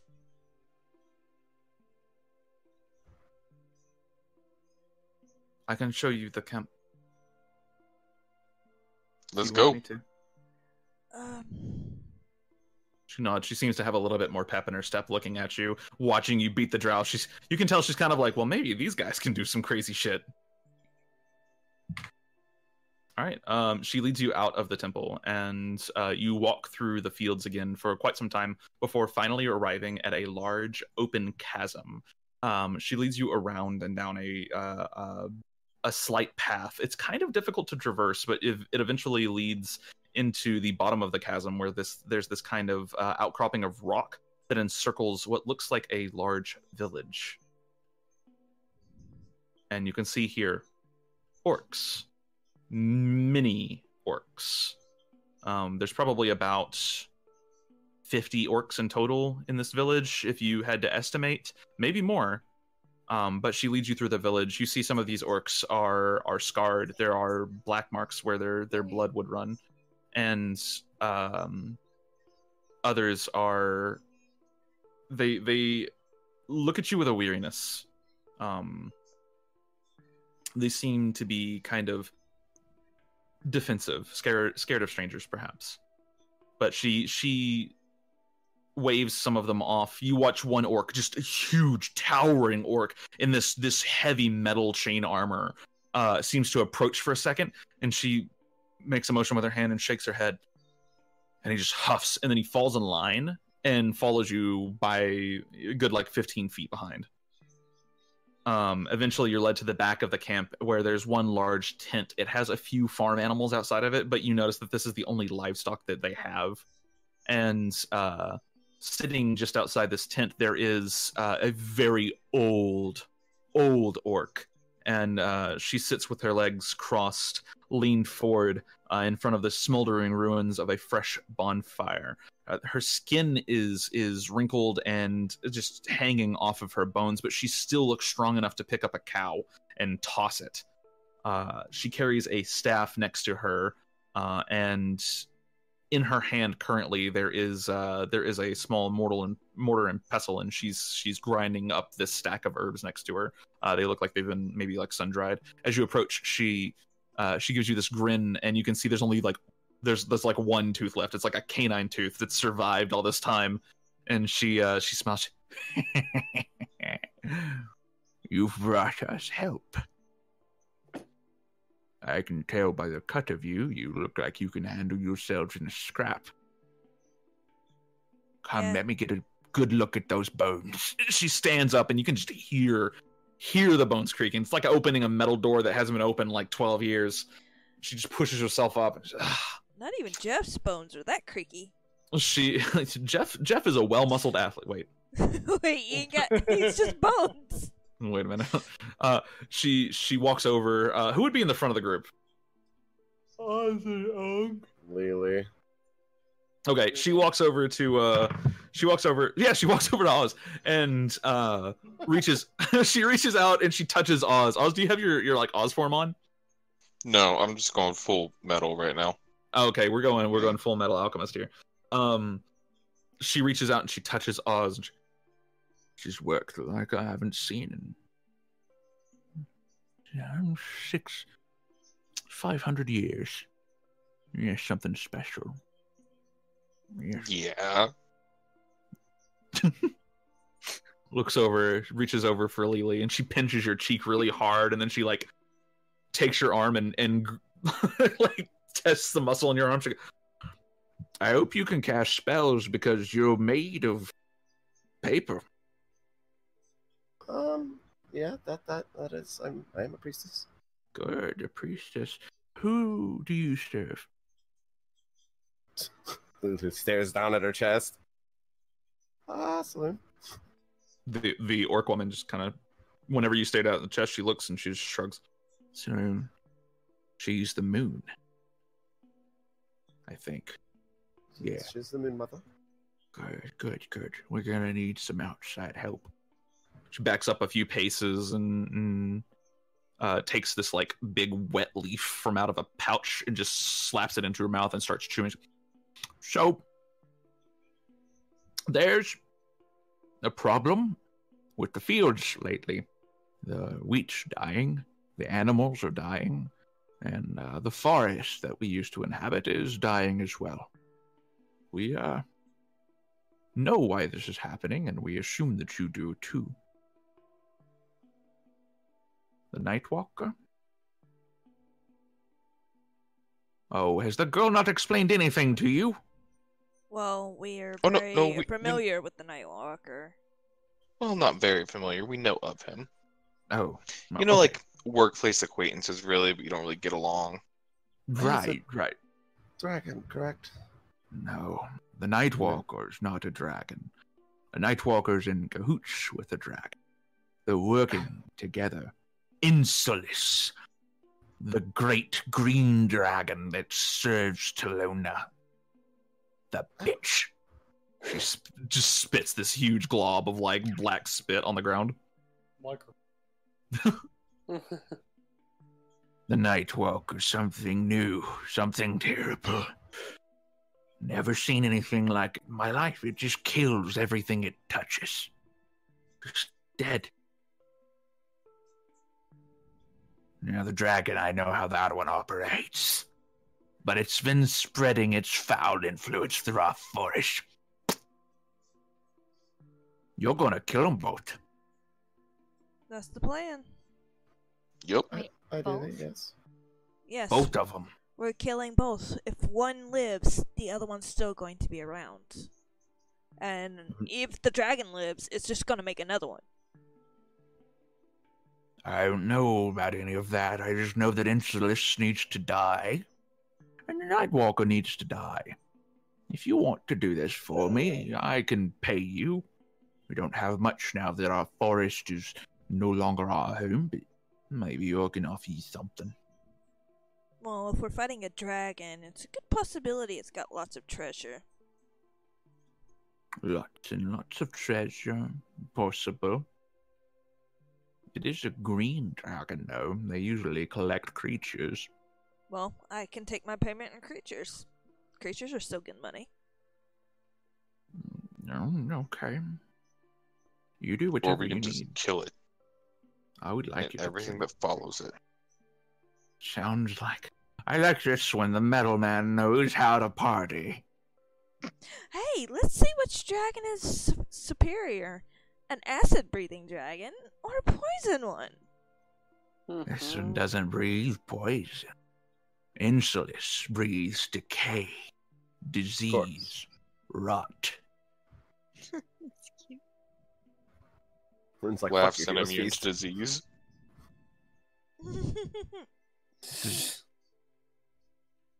Does Hero's Feast make you immune to disease? No, it doesn't. No, but being a Warforged does. Oh. Well, Why did I there. just switch off Sigurd. Whoops. Okay, so I can tell you where the dragon is. I can tell you where the Nightwalker is. You'll have to go through the dragon to get to the Nightwalker. The dragon guards it. That's a little what? That's a little odd. Yes. Yes. Is it? Oh, I don't mean physically through the dragon. You're not traveling. No. Right, I mean, okay. What, isn't the Nightwalker working for the dragon? No.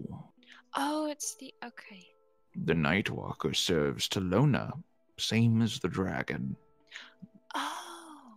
The mistress of disease and decay.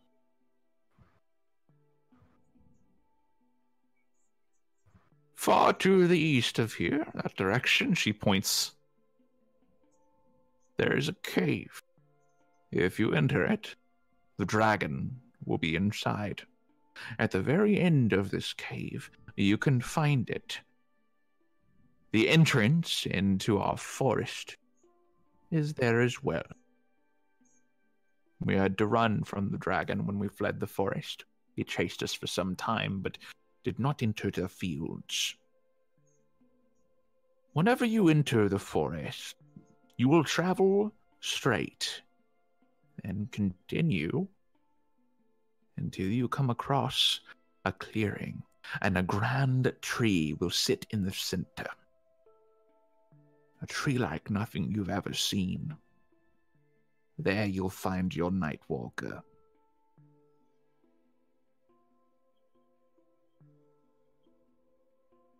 Go to the cave, kill the dragon, go to the plains, kill the Nightwalker. Sound simple enough? Simple. Easy. Nothing is ever simple and easy. Except this. Pretty simple and easy up to this point, actually. Tell that to Seraph's mom. Rude.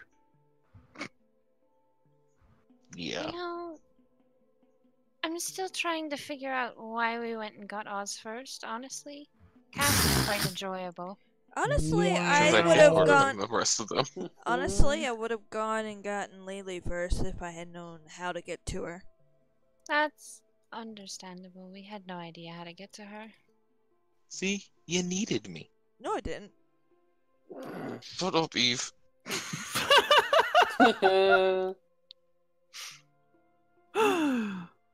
I can make you one thing.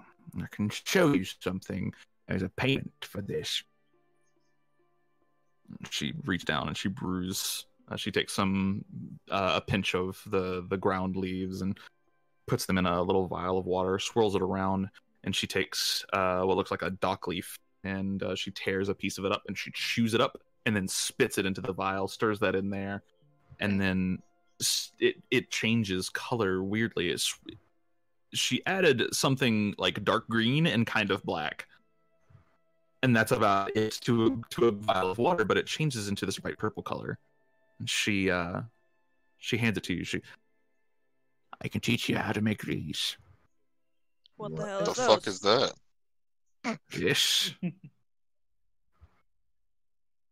This is an anti-dragon potion. What does that do? When you drink it, for the next hour, you are somewhat resistant to the breath weapon of dragons and similar creatures.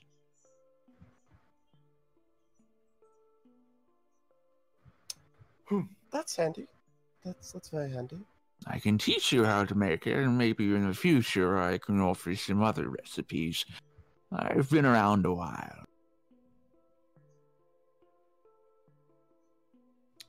Fair. Seems fair. You know, So no, there was that a tracks. price to this? To kill things. Kill the Nightwalker. Set me free. Give me back my damn tree. Oh, no. That's her price. That's the price. I thought it was a price in addition to... Never mind. Okay. No, I'm offering this because you're going to need help because this thing is fucking scary. Is it just a dragon? Is it, I don't... It's something like a dragon.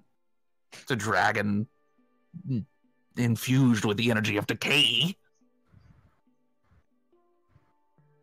Are you sure it's not? So, Are you sure it's not an undead dragon that just? Is it similar to an aberration? Oh, no, not at all.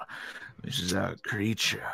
An abomination, really. Just, by the sounds of it, just imagine if Shadowscale could use necromancy. Exactly. I could teach her to do that. Please don't! Necromancy is a sacred art that should only be embraced when it's necessary, not when it's needed to take trees from old women. Okay, this Nightwalker, what is it then? A walking shadow, an aberration of death and destruction. Does it have like a real name, or does it prefer to be called Nightwalker? Because I mean, if I can go in there and be like, "Hey, Mr. Nightwalker," or like, "Hey, Chet, how you doing?" Nightwalker and the dragon are two different things. I believe. But we have to kill them both. Kill them both. I don't think it has a name. I'm not sure it's really even there. Sentient? Yes. More like a weapon. Right. Well, it doesn't need a name for me to kill it. Exactly. Like this when the metal man knows things. Lily pulls out her bow and strings it. I have an answer for the Nightwalker. The hell are you gonna do with that?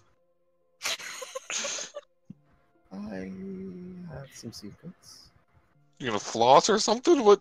Didn't you try to use that once and failed horribly? No. The last thing I hit with it died pretty... I think you missed your. I think you missed your first shot. I did, yes. You miss 100% of the shots that you don't take. Master Gretzky said that. The shots that you Not if you're Wayne Gretzky. Yep. Wayne Gretzky. She gives you like a little bit more clarified directions on how to get to the grand tree, and shows you to the cave. Did she give us the how to make the potion? Yes, you also have the recipe to make anti-dragon potions, which, while named anti-dragon potions, will work on any breath weapon. What these do is when you drink them, you have, I believe it's an hour. Hold on. Dragon. Let me flip through my notes. Potion. And can you put that in chat at the description? Yep. Hold on. Cards, items. Oh, okay. It's 10 minutes. So a lot of them. We need a lot of them. I will have you a full item card for it later. I have to transfer it over from Trello, and I don't want to right now. Anti-dragon potion. It's pretty simple, Cool. pretty straightforward. Okay. Cool. Quick question. How long would it take for Oz to create some kind of explosive with these by mixing them with the mild fire? An explosive with the anti-dragon potions? And the mild fire? Probably string something up in about 15 minutes. I would remind you that Groen was the brewer, not you, bud. I have alchemist supplies. I can figure this out. Yeah, he can work on it. We have the recipe for Mildfire as well. So you're trying to figure out a way to make these explosive with Mildfire. Sure. It would take you a couple minutes depending on what you roll. Or, and hear me out, we could not waste the potion and save it. We can make more. Yeah, you guys have the recipe now. And the recipe is actually so the recipe the ingredients are actually really straightforward and simple. Ingredients you need Yeah, just type it in chat 'cause I actually need the recipe that you never gave me. You need 1 dragon lily, 1 bay leaf crushed and added to a glass of or a vial of water.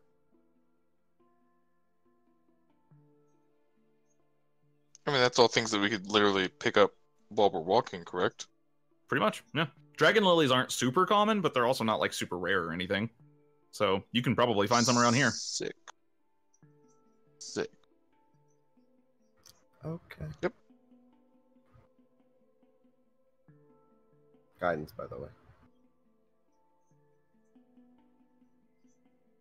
Okay. All right. That puts you at a 20, which was the DC. So you kind of think around and you're like, okay, I know that one time we were mixing some of those really, really illicit substances that we made some of them catch on fire. And I know that involved some other stuff. And I'm pretty sure I have some of this in my pack. And you like reach through your pack. You're like, I've got some of these. Yeah, I still have some leftover drugs here. You like mix them into the ingredients. You now have, you like mix the mildfire in together, and you now have 2 potions. Just put 2 vials of explosive asterisk. Okay. Because we don't know what it does, and we're about to find out. Question: what would happen if you mixed?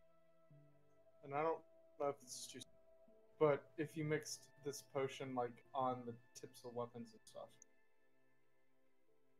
It's an explosive, so probably not much. No. The original. Oh, it probably wouldn't do much. It's a potion meant to be ingested. Okay. It gives you resistance to to breath weapons, so like, it's not really poisonous necessarily. Like you might end up. I'll say it has a 1% chance of giving your target resistance to breath weapons. Hold on. You like coat your dagger with it, and they're like, "Thank you." Sure. So. Not quite. But that was my football number. Nice. Nice. I was rolling for the 1%. Same as Luke. Oh my gosh. All right. So, do you guys want to spend some time like gathering some of these herbs to create these potions, or? Yes, Yeah. I think that would be a good idea. Okay, whoever wants to can roll me survival checks. I'll do that. I will guidance. I will I'm help. not good at that. I can help, but I'm not really good at the whole surviving thing. Oddly Me enough. neither. 7 for me. Good. Whenever I wake What, up in the Sam? morning, Big survival energy, bro. I know, right?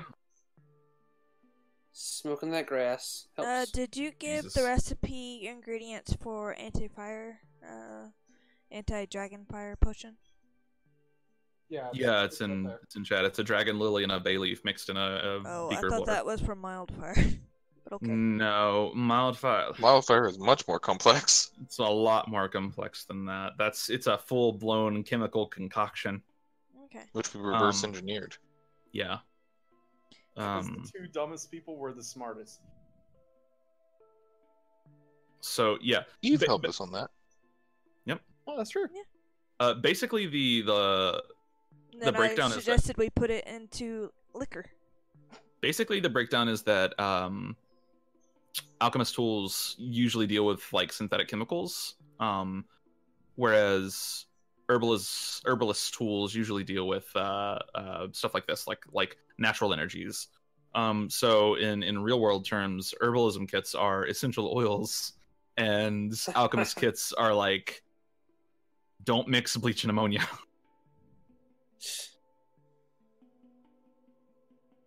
All right.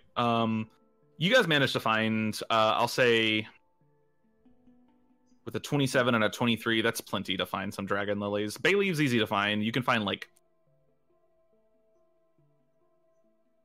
Go ahead and roll me. Both of you roll me a d10.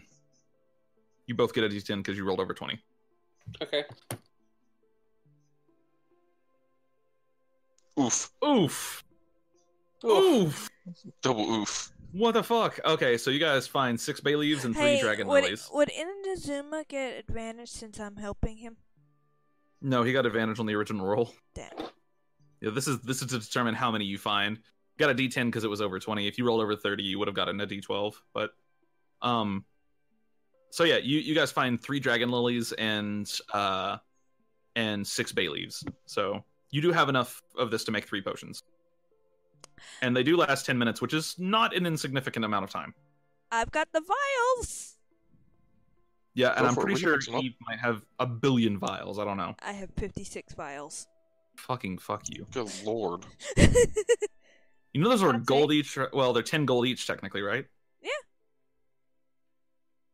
All right. Anyways, Sarah over here, like, that's it. Come on, fucking You rookie only numbers. have 56? Crank You those call vial yourself numbers. an alchemist. Calm down. Up. Those vials are for the poison that I get from Anixia. Does anyone have an herbalism tool kit? I think Groin had an herbalism kit. Yeah, I'm pretty sure it was just growing. I think.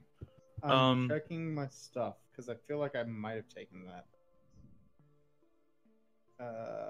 Nope. Sorry. That's fine. So whoever's mixing this can roll me a wisdom check. And Oz, since you are proficient in alchemist tools and this is kind of an adjacent area, I will let you also roll a check here, and we'll add a modifier based off of what you roll. I'm gonna With the alchemist supplies? Yeah, with the alchemist supplies. And then somebody roll me a wisdom will check. help. Guidancing Oz. Okay. Oz, go ahead and roll your d4. Yeah. 20, nice. Can we double guidance someone? You can't. Does not Damn stack, it. unfortunately. Who's doing a wisdom check? I can, I guess. Everyone's a little bit shook. I have 0, so I don't really I can want do to. it. I can Okay. do one too. I've got 2. Hold on. I have 0. Come on. Okay. What are you I at, have Zuma? one wisdom. Oh, Oh, not okay. a lot. All right. So Lili, I imagine you'd be helping him. Yeah. So that gets you to a 20 total because actually that gets you to a 21 total, right? Because 20 is a +5. So that's a 21 total with Oz and Lili both helping here. I would say that is enough to go ahead and make the 3 dragon fire potions. Okay. So let's See it. Okay.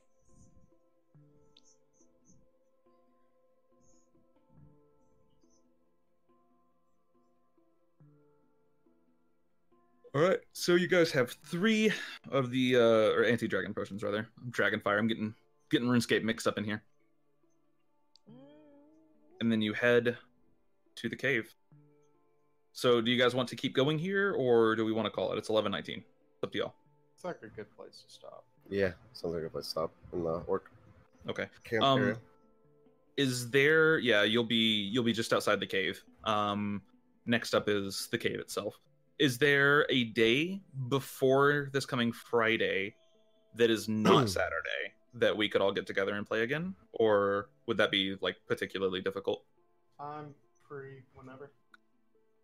I mean, obviously, as long as it doesn't go as late as usual, I should be free whenever. Yeah, we could do like a shorter session. Give me a day and I will make time. Okay. I'm Do free that. whenever. Jordan, did you change your name to I Koala? can. Yes, Oh I my did. god. Oh my I god. can definitely do this week. I can definitely do any day after Monday. Good, because Monday is not a great day for me either. If Let's do Tuesday? we could do Tuesday.